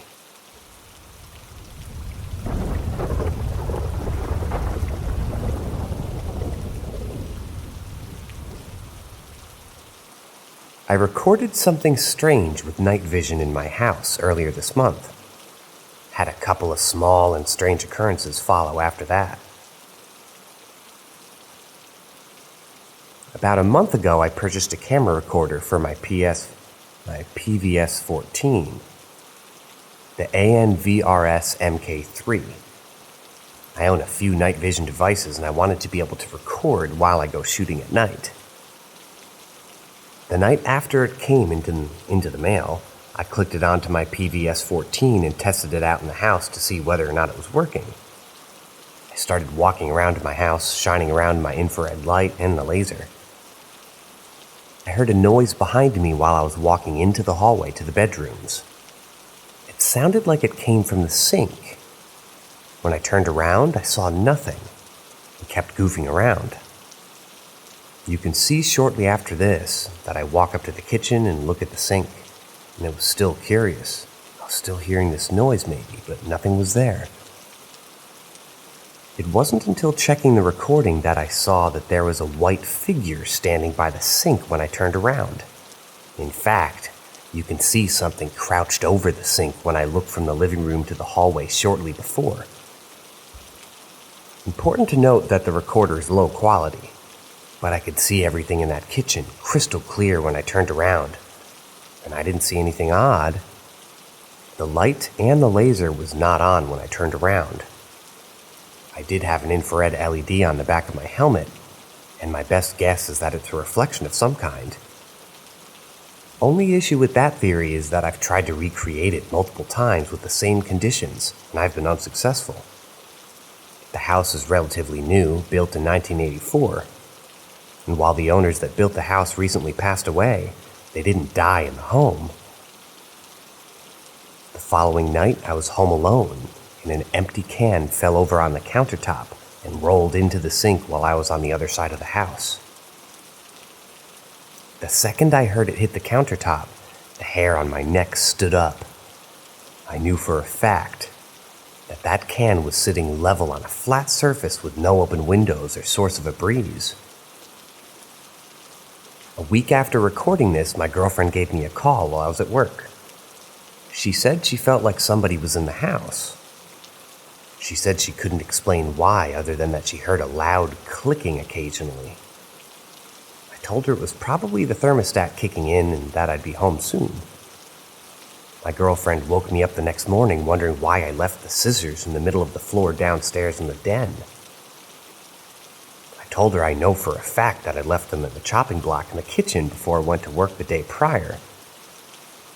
She said that she hadn't been downstairs in a couple of days. We're the only two in the house. Our house is a bi-level, and we mostly live upstairs. The downstairs has a bedroom, bathroom, and a den for guests. She was freaked out since she heard clicking the night before. Haven't had anything weird happen in the 3 weeks since. Link to video and a side-by-side comparison of the kitchen in the video versus how it looked a few hours later when the sun came up. The only editing I did, other than shortening the video and repeating the section in slow-mo, at the end was the cutting of the sound levels because the recorder's right in front of my nose. All you could hear was me breathing. I did turn it up to normal levels when I turn around. If you listen closely, you can hear the noise I heard. The time and date stamp is also incorrect. I'm unsure of how to change it so the recording stopped displaying it incorrectly. Thank you very much, Gecko.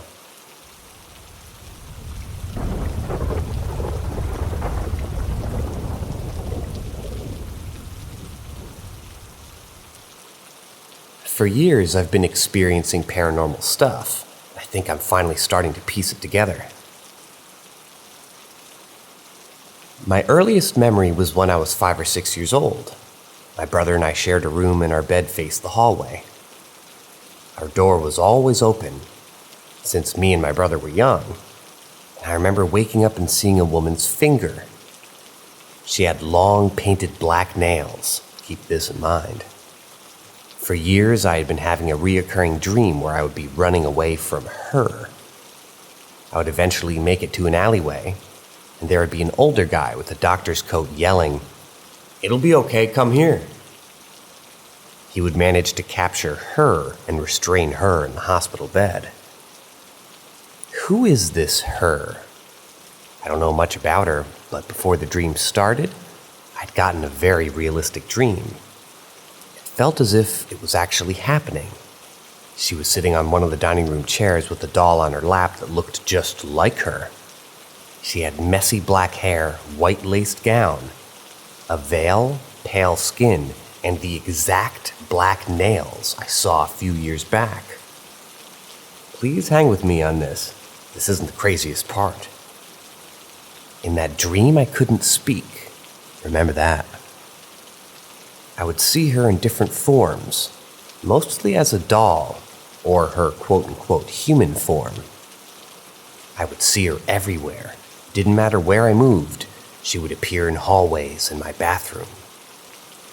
There would be nights that I would hear talking. It sounded like two people talking in gibberish.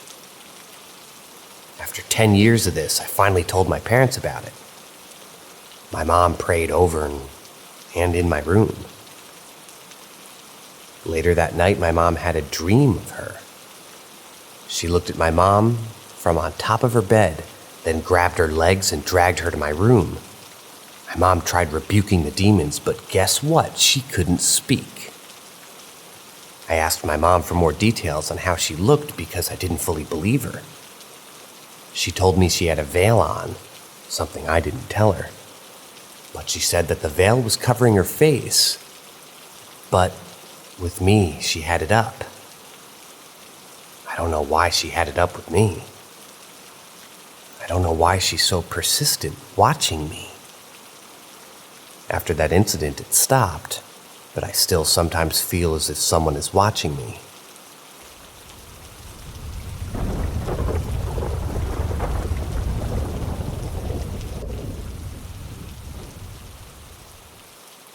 My experience with the paranormal. Okay, so I just thought I'd put this out there. Not really even as a warning, but more as a way to share information with individuals that could possibly go down a similar path to me, with the wrong mindset, and possibly make the same mistakes I did. I've always been fascinated by the supernatural and the paranormal, ever since I was a child, and my obsession began after reading the Darren Shan books. Anyway, that's beside the point. So when I went to uni, I started getting into a lot of occult reading. I went to uni in central London, and there's a bookstore, and it goes by Watkins. Anyway, I would spend many weekends there perusing the different occult books and the artifacts that they sold. Often they were very expansive, but I'd gotten a student loan and had some money to spare and to play with. Eventually, after many months, having read a number of occult books, I decided to get a Ouija board. Yeah, I'm a fool. So, after a couple of weeks, my girlfriend and I are just chilling in my uni room. We've had a little bit to drink, but not too much. I decide to bring out the Ouija board and see what she thinks.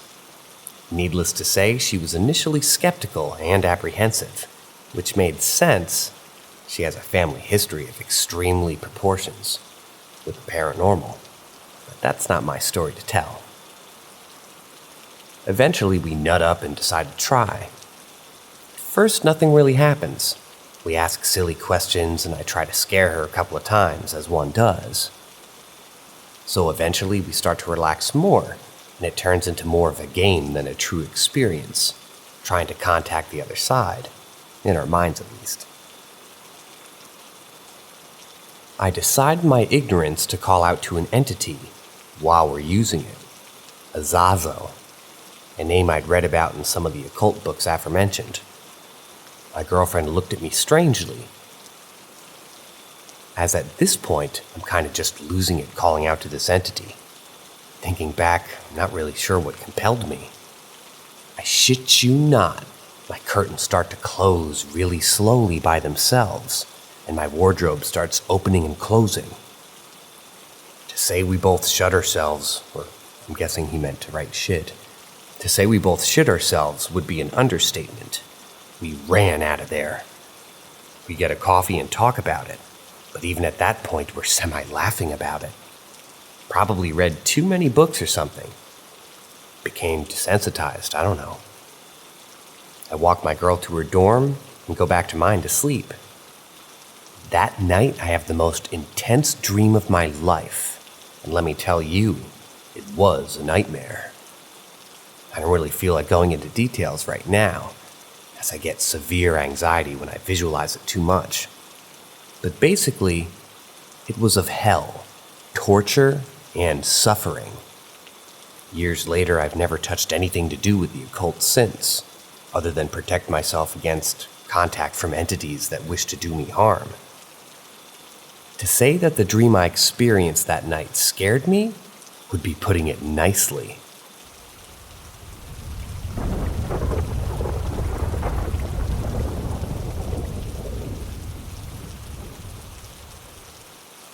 Seeing smoky shadows in my garden. Okay, so I live with my grandparents. As they have a small house, I sleep downstairs in the living room, which overlooks the garden through a pair of large sliding doors. I've been a smoker for years now, and will often find myself sitting outside late at night having a smoke. The strangeness began almost a month ago. So as I'm sitting watching some videos on my phone while having a late night smoke, I start to get a really bad headache. In my head, I'm assuming that I've just been on my phone too long, so I decided to switch for some music instead. As I'm listening, and about done with my smoke, and ready to get up, I see a strange sort of black smoke figure near a conservatory at the end of my garden. I look at it for a while wondering what it could be. Or if maybe my mind is too addled from the lack of sleep and I've began hallucinating. Anyway, eventually I convinced myself that it's nothing and just go inside to sleep. Nothing happens until maybe 2 weeks later when the same thing happens. This time I use the torch on my phone to light up the area, but I can't seem to see anything. Once I shine my torch on it. So I get up, and in the same black, some figure in the gloom. Its head was angled towards me. To be honest, I was really scared. I felt like maybe everything I believed to be true about the world was wrong. Just to clarify, I'm a really skeptical person by nature, preferring to lead sort of on my assumption that the observable cannot influence us, even if some strange entities may exist. So yeah, I was in shock. I eventually gathered the courage to run inside, but I don't know. I've seen it from those big window doors twice since, and it's freaking me out. I feel like it's watching me.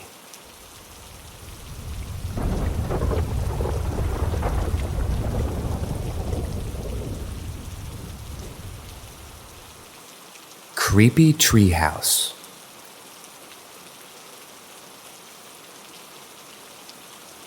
A couple of nights ago, my friend and I spontaneously decided to go smoke really late into the night, like 2 a.m. Our new spot is his girlfriend's treehouse, which we've only gone to a few times, and it isn't too deep in the woods. It was an ice-cold night, so the leaves on the ground were frozen, leaving a loud crunch with every step we took. This will be important. We get to the treehouse and tried lighting the lighter, but it was out, so my friend left to go to his girlfriend's house to get a new one, which is only like a few hundred feet away. He left me alone, which I had no problem with at the time. I was able to hear him walk into the distance due to the loud crunches, and I decided to just go on my phone to pass the time. About a minute in, I heard more clearer than ever footsteps that just seemed to appear right underneath the treehouse and started walking around. For a second, I assumed it was my friend, but he had just left and there was no way that he'd be back already. I also realized that with the ground being frozen, I should have been able to hear his footsteps coming from far away, way ahead of time. As all this was going through my head, I heard the footsteps walk toward the bottom of the ladder and just stop. I completely froze and avoided moving, so that whatever was below me wouldn't hear me. I texted my friend hoping that he left his girlfriend's house and he was just messing with me, to which he responded that he was still over there. I told him what happened and to hurry back, but he didn't take me very seriously. Luckily, I had a cinder block right next to me, ready to throw at whatever was about to come up the ladder. A few minutes go by and I didn't hear the footsteps again. Of course, I heard my friend's footsteps coming from at least 50 feet away coming back. I just decided to completely forget about what happened, and we went on with our sesh. A little bit spooked out, though.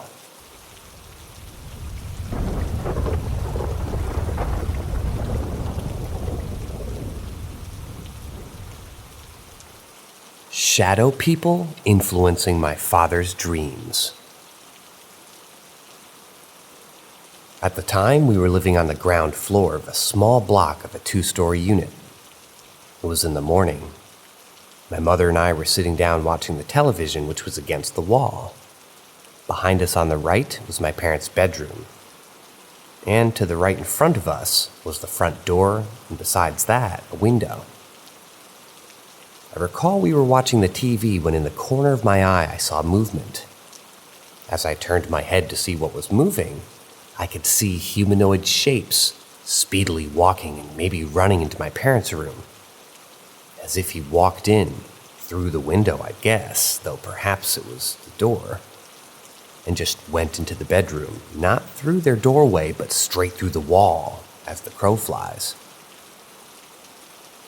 I turned to face my mother and she was looking at the same thing. We were both surprised. I ran into their room to see what was there, and it was just my father laying down, fast asleep on the bed. So I returned back to the TV, thinking about what I had just seen, and about half an hour later or so, my father gets up saying that he had a dream, that an ancestor of ours came to speak with him. He recounted the strange dream that he had, and the person he was speaking to. I recall him outlining how the man he spoke to was dressed in his dream. I'll leave that out for privacy's sake, though. Now, looking back, I can't recall what the message my father received was, but my mother told him then that both of us had seen a shadow figure walk straight into the room not a while before he got up. He didn't seem too shocked. I'd later learned that it was not uncommon for this family.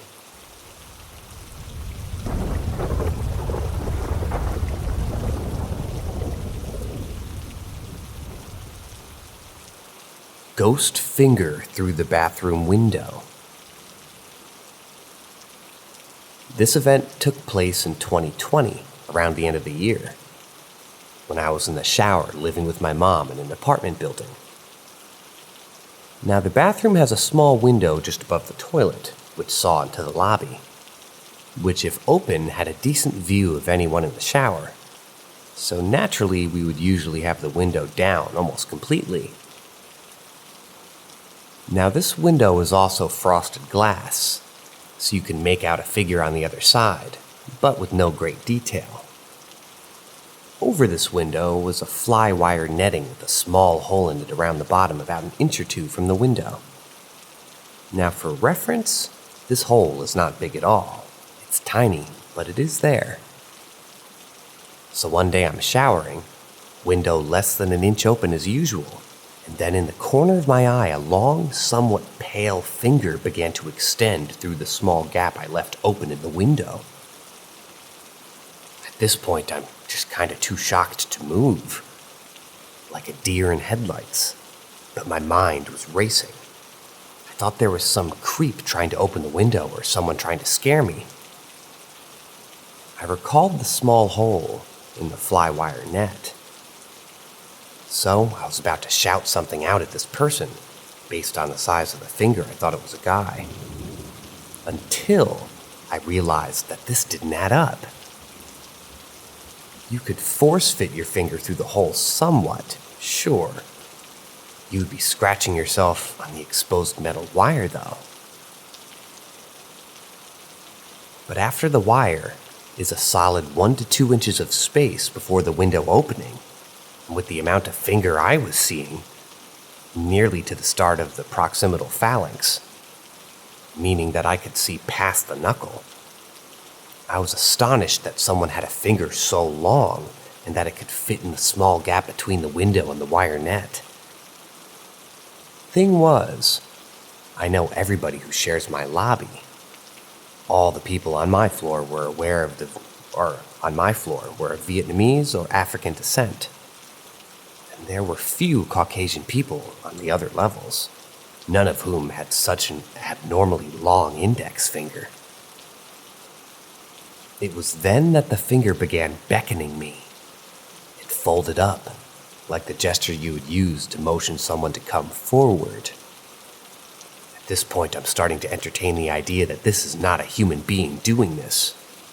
But the nail in the coffin for me was the fact that despite the finger gesturing for me to come forward, I could see no figure on the other side of the frosted window, no silhouette of a person whatsoever. A few seconds later, the finger retracts back through the window. And that was that. No sounds, no movements through the glass window. I got out of the shower immediately, went outside, no signs of anyone.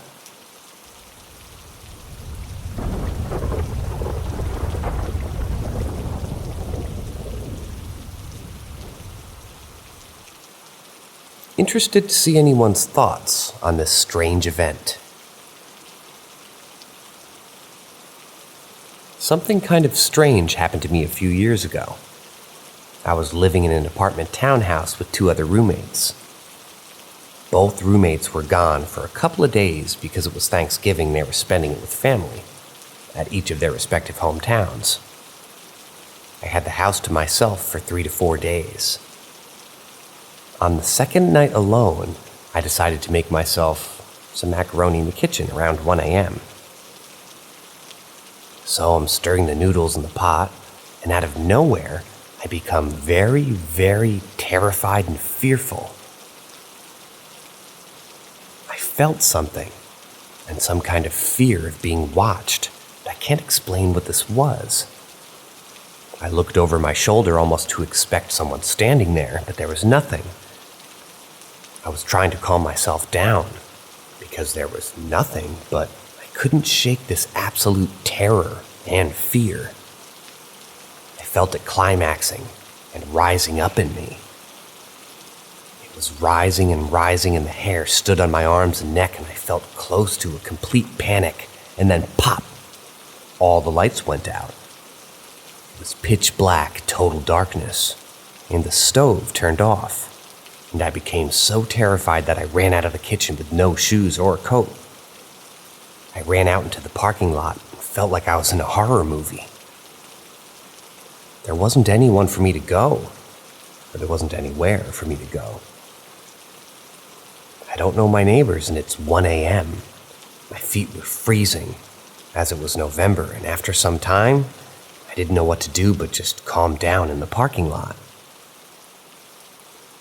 I couldn't just not go back to my home, so eventually I just got brave enough and went back in.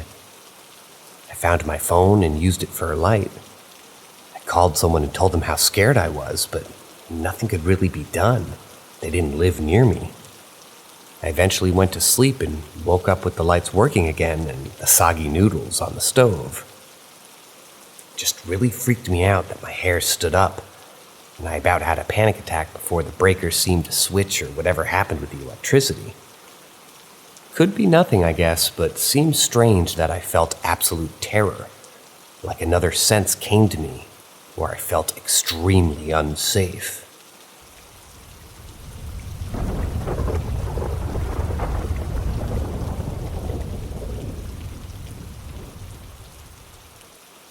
I had a really strange encounter with a woman at an antique store, and I don't remember a thing. This happened to me a few days ago, and I have no idea what to make of it. I have no one that I can comfortably talk to about this for answers, so I'm posting it here because I hope someone will take me seriously. I'm new to this community, so let me know if this breaks any rules somehow, and I'll adjust the post accordingly. Me and my friend, we'll call her Naomi, went to an antique store a few days ago. And as soon as we get inside, she says something feels off. She can't figure out what it is, but there's just a general feeling that something isn't right. Quote-unquote gut feelings aren't something that I really believe in, so I just told her everything was probably fine and we continued into the store. Naomi kept looking over her shoulder the whole time.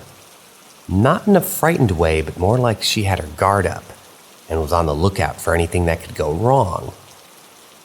Whether that be a bookshelf falling over or somebody having a heart attack. She says she's psychic for that kind of thing, but again, I'm a big skeptic.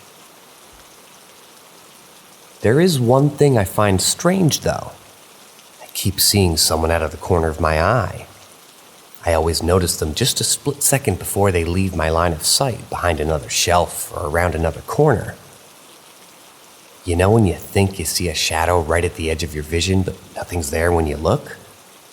It was that exact sensation, but I know someone was there, and it wasn't just my imagination. It wasn't necessarily threatening yet, but still a tiny bit curious. Here's where things get weird. Naomi and I are pretty good at sticking together, and we go to shops like that. But we occasionally do go off in different directions. Normally, we'll at least give each other a heads up if we're splitting off to different sections, but at some point, I turned around and she was just gone. No warning or anything. Initially, I thought it wasn't a big deal because I figured that she'd turn up sometime. So I'm by myself in the back part of the store, and it's full of candles and astrology-themed stuff. I thought I was alone, but When I went to leave that section, there's some woman standing right behind me. Immediately, I just got a weird vibe from her, and I was super uncomfortable, like she was standing just a little bit too close to me than a normal person would. I stepped out of the way because I thought she was trying to get past me, but she just got even closer. Put me on edge enough that I started to hold my keys between my knuckles. Before I could tell her to back off, I had the sensation that I was falling asleep. Everything in my brain just started going fuzzy. It was getting harder to think. Next thing I know, I hear Naomi saying my name over and over, and I wake up, still standing in the exact same spot. The woman wasn't there anymore. I asked Naomi what happened, and she said that she'd been trying to get my attention for 2 minutes. Apparently, I had just been staring blankly ahead as if I was hypnotized or something. I remembered none of those few minutes. It's all completely gone, like I was literally asleep, standing up with my eyes open. I asked if she'd seen the woman. She just got this serious look on her face and asked me, "Did she say anything to you?" I said I didn't hear her voice, but I was also a bit unaware of everything for a few minutes, so I just said that I don't remember. Naomi took my hand and walked us straight out of the store, and she wouldn't let me talk to her about it anymore. She was really freaked out to the point that she even checked the backseat of her car before we got back, like she was making sure nobody was hiding.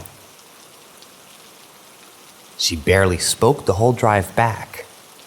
She dropped me off at home, and since then, we've only texted, but she'll change the subject every time I try to bring up what happened in the store. And she'll do everything she can to talk me out of going back like my life depended on it or something. I've been left without answers for this really weird encounter, and I needed to tell someone about it. If not for answers, then just for someone else to hear it and take me seriously. I know how it all sounds, and I'm pretty sure most people in my life would just think I'm crazy or something. I know I would assume my friend was crazy if they said the same thing to me. In terms of theories, I have nothing good. I don't think the woman drugged me because I can't find anything online about any drug that just incapacitates a person for 2 or 3 minutes before instantly wearing off.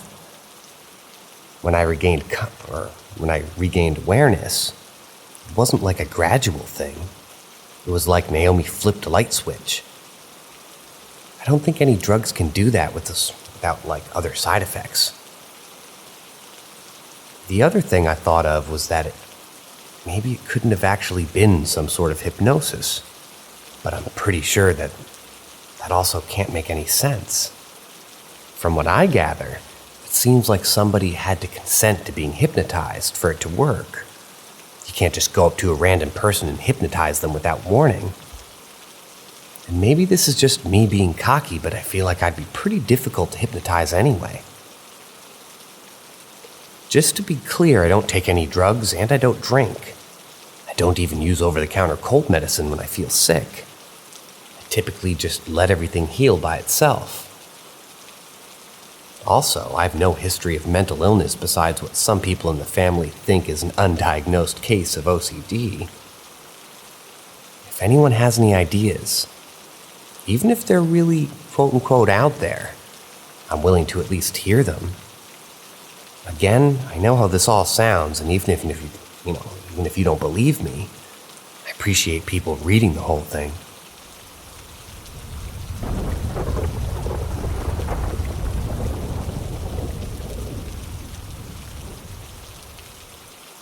My daughter seems to be able to sense death.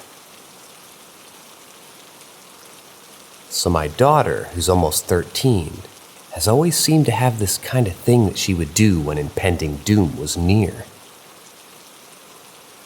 The first instance was when my grandfather was sickly. He had prostate cancer. Anyway, one morning we were over there helping my grandmother out. My daughter was probably 5 or 6 at the time, and we were just standing around talking, and I was talking to my granddaddy, and all of a sudden she comes up to me and taps me and says, "Mama, can I get in the bed with Granddaddy?" I I really didn't want her to because I was afraid that she'd kick him by mistake or something. But he was like, "Yeah, you can get up here, baby." She got on the bed and had this very weird, almost sad look on her face. I didn't think anything of it. So fast forward a week later, my granddaddy died. The next one, I sort of had to keep my friend baby girl. Sorry, the text is confusing. The next one was, I had to keep my friend's baby girl here while she worked, and later that day my daughter made it home from school, and me and the baby were laying in the bed. I was like 5 months pregnant. So she came and stood on the side of my bed rubbing the back of her hair, and she had the exact same look of sadness on her face as when my granddaddy did. But I didn't think to put the two and two together just yet. So she goes, "Mama, can I get in bed with the baby?" I said yes, and she laid down beside him, and she had a sad look all over her face. Well, the next week, the baby was dead from SIDS. This next incident involves my grandma. She was sick and I was feeding her, and she couldn't hardly talk, but she wanted to see my kids, so my daughter got up to her and looked at her face, and she had the same sadness from the last 2 times. Then the next day, my grandma was dead.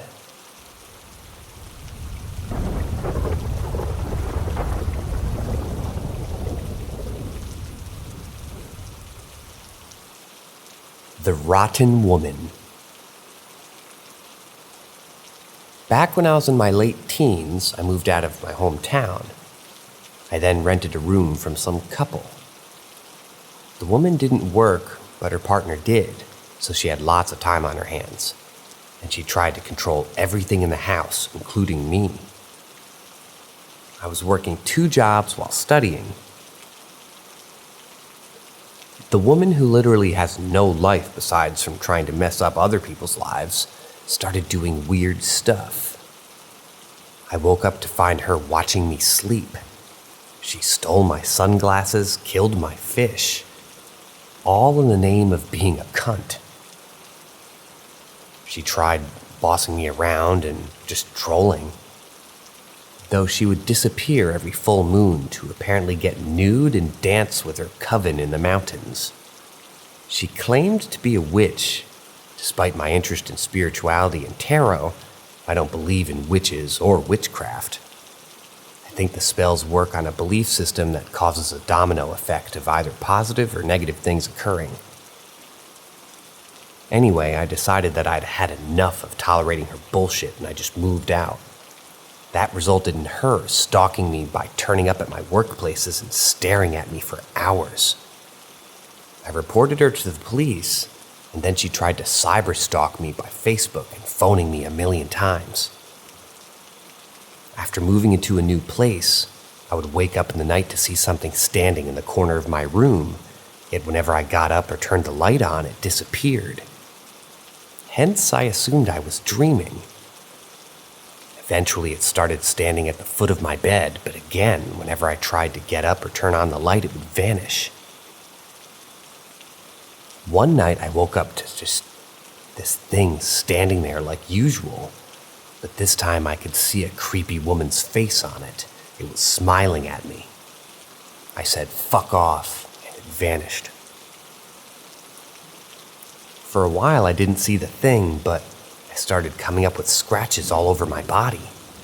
I had no idea where they had come from, and I would find them on my arms, my chest, my hips, and thighs. One night I woke up and ran to the bathroom mirror because I thought maybe I would find the thing that bit me, to find scratches all over my shoulder and back like someone just clawed me. I checked my bed for anything that could possibly scratch me, and even visited a doctor who asked me if I was self-harming. I wasn't, and I couldn't figure out where these scratches were coming from. The last incident occurred one night when I was half asleep and rolled over to my side. I felt air on my face, and I originally ignored it until I felt a big gust of air directly into my face. I opened my eyes to come face to face with this rotten, bloated, dead-looking woman. She looked wet like someone killed her and then left her in some water to rot. Her body was coming out from underneath the bed while her head was propped up near my face. I actually screamed and I was too scared to get off the bed. I covered my face with the blankets and then started saying prayers and waited until the morning. After that, it never came back and the scratches healed. It scares me to think about, but I do wonder if it lived under my bed for a period of time and was scratching me from underneath.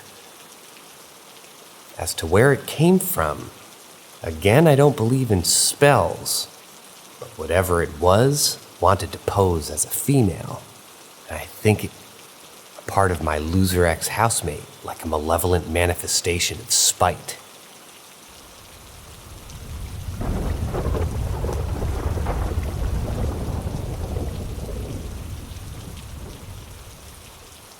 The Spirit Tree. When I lived in Florida, around Jupiter, we had Juneau and a Marcinski beach. My whole life I grew up on this beach, and at night some strange things have happened. From UFOs to apparitions, I've always felt a strong natural spirit here. Later in my teenage years, I was often kicked out of my house, anywhere from weeks to months at a time. I lived on these beaches. Most specifically, I kind of always stayed at Shower 39. Shower 39 was the heaviest I felt this natural spirit.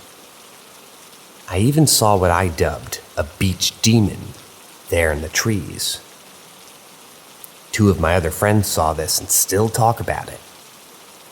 Still, for whatever reason, I felt safe here and comfortable, sleeping below the shifting canopies of the sea grape forest. The way the beaches are laid out is there's a sidewalk, then a long stretch of sea grape forest that stretches the entire beach, then the beach. I've spent many isolated nights on my own on these beaches from 16 to 23. There was this tree that me and my friends dubbed the Spirit Tree. It was an uprooted tree that appeared on the beach in certain months.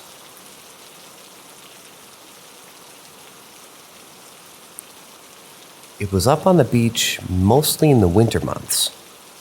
It'd wash up when the storms came, and it'd be on the beach for a couple of weeks or a few days. It'd be right where the surf met the beach, as most trees that washed up would be in the surf. Now, what made this tree unique is that it was the same tree every time for as long as I can remember. It would also wash up in the same general area, from Shower 32 to Shower 44, most prominent around Shower 39. My personal favorite shower, where I've experienced the strangest things in my life. I'd see it a lot while I was on serious psychedelic journeys. But other people who were sober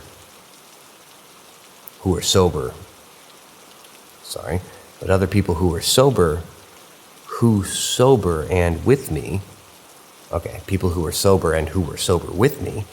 would see this tree, and they always freaked out. Because on the rational side, this should not be possible, but here it was. With most of the deepest carvings remained in it. The same exact tree months later. You would drive yourself insane trying to figure it out. And around the tree, everybody would feel this vibe of deep respect, mystery, peace, love, and wonder. For some, it would elicit an overwhelming feeling of anxiety. I remember I was with this one girl when I found it one day. She didn't fully believe me, but I insisted that we leave. I was climbing all over it, hugging it, and looking at all of our old carvings. I was tripping. Eventually, reluctantly, I agreed to keep walking the beach. She later told me that at one point she felt so nervous around it that she couldn't catch her breath. I loved the Spirit Tree. Most of us hippies did as well. It was something that made no sense. The Spirit Tree showed itself to me a lot when I was in troubling times, and it always made me feel comfortable. However, every strange or quote-unquote paranormal experience I had on that beach, from UFO, ghosts, strange altered states that made no sense, and even one beach demon-like creature happened after I saw the spirit tree. Still, it never scared me. The spirit tree, anyways. Anyways, this is one of the many of my strange paranormal experiences. This, however, is the most nostalgic, and thoughts of the spirit tree make me happy as I remember this almost bond that I had with it. Many nights alone after getting kicked out of my house, I'd go to the beach feeling a deep, lonely depression, just to find the spirit tree, and it would always lift my spirits. Believe this or not, but I promise you that this happens on the beaches of Markinsky and Juneau. And if you find a tree washed up on the beach one late night around shower 39 with carvings all over it, looking older than time itself, show your respect to this wonderful, amazing spirit tree if it strikes your fancy. Don't if you don't want to. To many it'll just be a washed up tree, but to those of us who know it like the back of our hands. And this tree is so much more.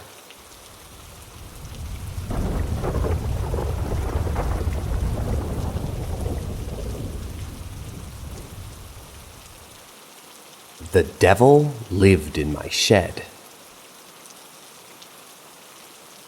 I've had a handful of strange happenings, but this one takes the cake as the most sinister one that I've ever experienced. I don't even like thinking about it because it still chills up my spine. So here goes nothing. When I was a kid, my mom moved from house to house a lot. We weren't really well off, so to say the least, which resulted in us staying with a lot of other people. This house, though, had some strange things that happened right off the bat. We'd hear footsteps all over the house, all hours of the day, but more often late at night. Doors would slam occasionally, and drawers would open, things like that. Your typical haunted house type of deal. Being somewhat used to this at this point, because I grew up on a haunted Coast Guard base, didn't really bother me that much. It spooked me when the doors would slam, but I wasn't really terrified. My mother was very Christian, and she would tell me not to pay any attention to these things because they just wanted to scare you. So I braved it pretty well. It always seemed like my mom and I attracted these type of things. Well, these weird things started increasing over time. I started seeing a very inhuman entity in my room. This thing with a deformed trunk got half gray or blue in color, huge eyes and a lanky demeanor, and would be seen by my bedside looking down at me. Its face was skinny and deformed, and I would see the glowing blue bubbles floating around the room when it appeared. I couldn't not be afraid at this point, and I would now be sleeping in my mother's room. But this thing would keep appearing, and I would shake my mom till she woke up. When she woke, the entity would be gone. After a while, I learned to ignore this thing when I felt the chills hit me. And when I was trying to sleep, I would just throw the blankets and the pillows underneath my head. Eventually, I would start praying, and this seemed to work after a while.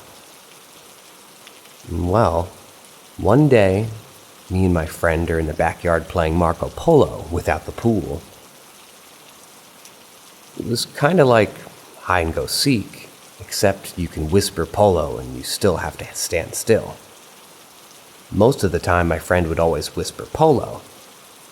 We also had this shed in the corner of the yard. It was always locked up, so never knew what was in it. I walked around, deprived of my vision, calling out Marco. No response. I call out again, and no response. I call out again, rather annoyed, because he always tried to cheat like that. I call out one last time, and I hear a faint whisper. Finally, someone decided to play fate. At least I thought. I turn around. Marco! I hear the whisper polo. I start walking toward the sound. Marco! No response. Marco! Still no response. Arms reached out, walking blindly, taking slow steps. I feel a wall. I get ready to call out again. I get cut off with a low, evil growl. Not human, not animal. Then it happened. Flashes of fire and death so gruesome I can't chalk it up to an overactive imagination. I would have to be seriously disturbed to see what I did. In the fire and death, I saw flashes of tormented faces melting and bubbling in the fire. I tried to open my eyes, but the images were still burning through. I saw hundreds of faces tormented and screaming, bodies twisted, charred, and disfigured. Screams pierced my eardrums, so blood-curdling that they drowned out my own screams. There were growling and howls all around. It was so terrible when I came through that my friend was shaking me very rapidly. I was in a ball, holding my legs, screaming and crying. I ran into the house and told my mom. She instantly got us out of that house that day and moved to a different friend's house. We went to church all the time after the house. We went to church all the time after that, and she had a priest pray over me for weeks after that. I never experienced anything like that again, thank God. I'm glad I never went into detail about the faces, or my mom would have definitely sent me to therapy. It was haunting my dreams, and this place a few years after it happens. But even the dreams weren't as bad as what really happened. The faces I saw melted and boiled till the skin peeled away to expose the meat and bone behind it. Then that would melt into a different face and the same thing would happen. These faces all screamed while melting in intense anguish. This was actually terrifying for me to write, guys. I honestly hope that nobody can relate to this experience. Believe in hell or don't, I know what I saw that day and I can never forget.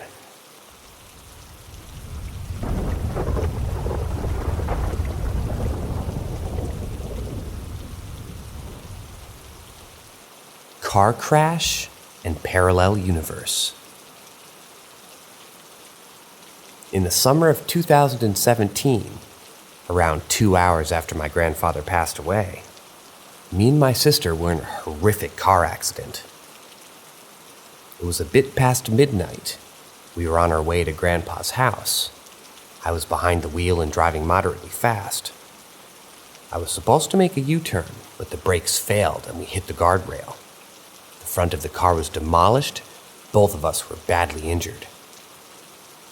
I believe I lost consciousness for a few seconds. When I woke up again, I looked at her and saw blood all over her face and realized that she too had lost her consciousness. She was slowly coming on when I squeezed myself out the window and went to the other side to get her out of the car. The door was stuck just like mine, so I couldn't get her out. People started to gather around and call 911. The firefighters came and removed the door and finally brought her out of the car. When the ambulance was taking us to the hospital, I was having the longest deja vu of my entire life.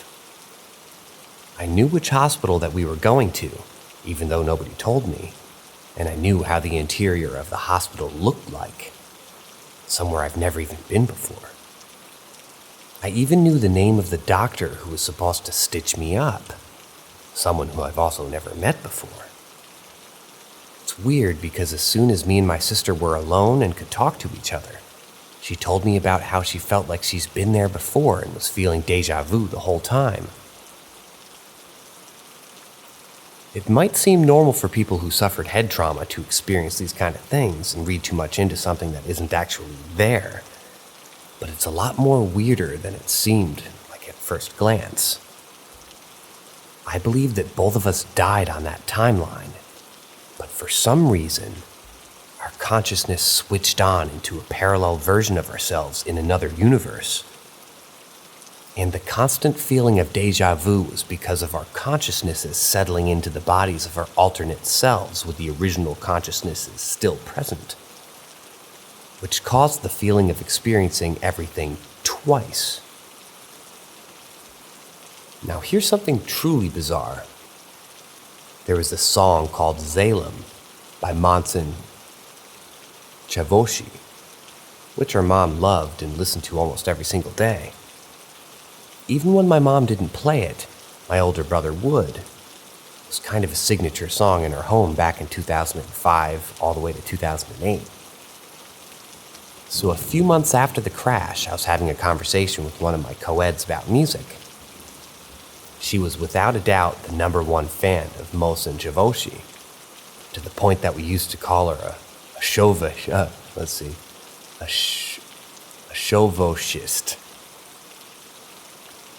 She was talking about her favorite Chavoshi song, and I just remembered all those years of listening to Zalem, and I said, "Yeah, he's a good singer.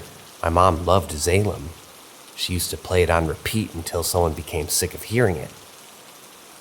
She frowned and asked me about the song that I had just mentioned.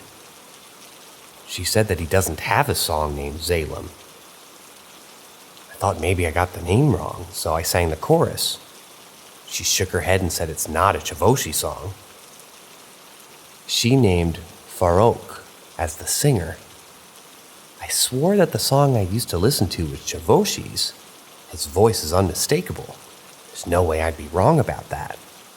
So she asked me to send her the song. Obviously, I didn't have her old computer in which the song was stored on, and I couldn't find her old Chavoshi mix CD, so I Googled it. No matter how much I looked, I couldn't find it online. I even searched by the lyrics and only found the song Zalem by Farouk. I thought maybe it's the same song and I was wrong all along. So I downloaded it and listened to it, but the song by Farouk can't be more different from what I remember. Sure, it has the same lyrics, but the melody and the genre of it's completely different. So I asked my mom about it, and guess what? She never heard of it. Neither did my brother. And my brother gave us the song in the first place. They have no recollection of that song, whether it's Chavoshi's or Farouk's. On the other hand, my sister remembers it. I sang her the chorus and she said it was a Chavoshi song. Somehow she and I have memories about a song which didn't even exist in this world. I don't know why or even how it's possible, but I sincerely believe that we moved through dimensions when we were both unconscious after that crash. I've heard stories that happened to other people which are similar to our experience. I don't want to get too much onto this one, but I think it has something to do with my grandpa's death. Maybe we were supposed to die that night, but his death caused an event which led us to moving on to another universe where we didn't die.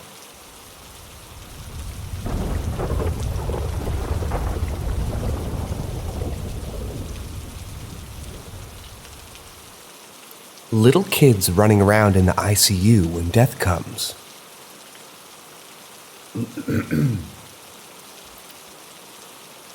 Some of you that work in hospitals, or have loved ones that work in hospitals, or have been close to a loved one as they took their last breaths and transitioned to the great unknown, may have heard what I'm about to describe. There's a particular phenomenon that occurs to people in those last moments, and I'm talking about the appearance of kids running around their deathbed or just outside their room.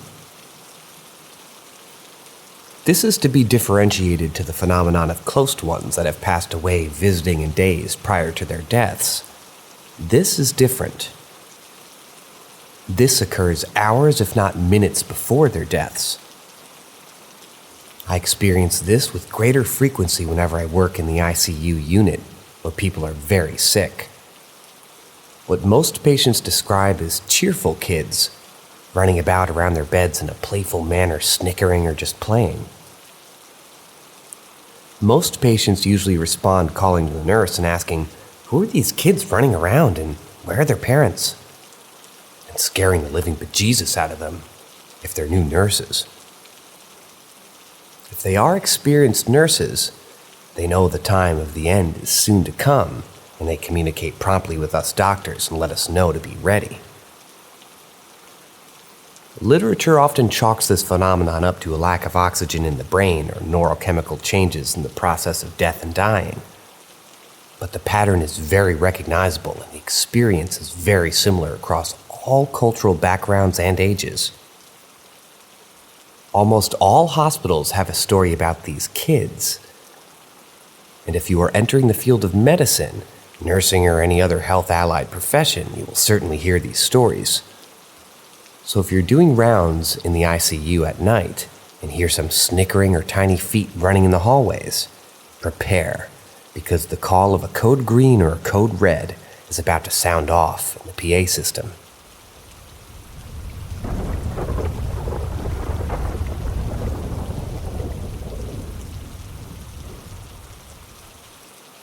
Sleep apnea and hypoxia, small window into the afterlife.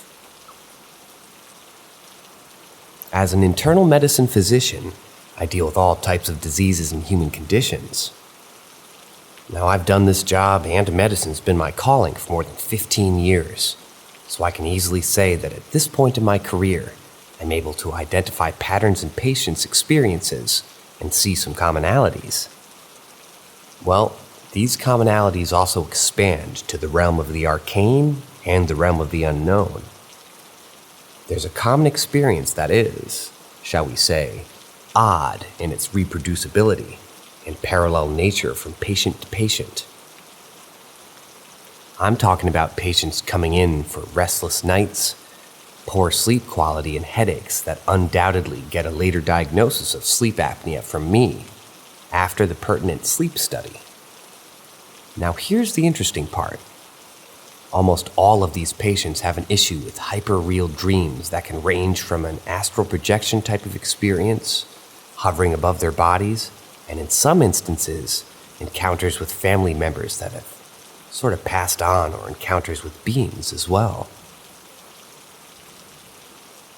The diagnosis here is straightforward. Obstructive sleep apnea is the most common sleep-related breathing disorder. Causes you to repeatedly stop and start breathing while you sleep.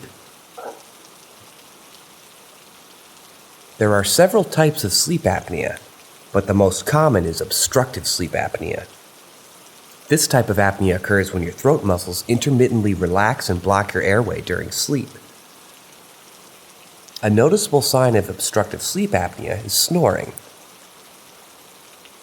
When you stop breathing, your oxygen level drops drastically for short periods of time, and this jerks your physiology into a panic and wakes you up to rescue you from your impending oxygenless doom. But when your oxygen is critically low, you can say that you're dangerously close to the threshold between life and death. In essence, a near-death experience on your favorite pillow. So the next time you see your loved one in a dream, you astral project or have a wildly realistic dream, you could have just had a brush with the Grim Reaper without even knowing it.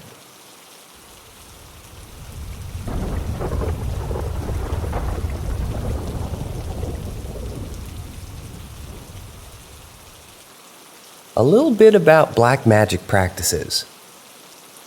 For context, my husband has a very short temper, but I've been working on communications with him. We get along pretty well, with banter here and there. My husband's a 45-year-old male. Let's call him S. He has very weird dreams that seem to me more like premonitions at times, but he can't even dream us some lottery numbers. Anyway, about a week ago on a Monday, he told me not to accept any food offerings from anyone and not to leave my bag unattended. I carry a haversack usually as I go to the gym during my lunch hours. I told him it's impossible to carry my bag everywhere I go, but I didn't receive any food offerings from that. Would be devastated if someone had brought me a Krispy Kreme donut only for me to refuse it. I asked him why he was giving me this specific instruction, and he told me in his dream, an unknown entity told him that someone is out to get us through me. As it's a normal occurrence, him in his dream took note of the request. A few days went by, uneventful of course, but on a Friday, as I didn't go to the gym on that day, I decided to change my bag from a haversack to a sling bag. I left my haversack on the floor of my room and I'd forgotten to set it aside. My husband picked up my bag, and he's a bit OCD and can't stand a mess, and lo and behold, a condom fell out.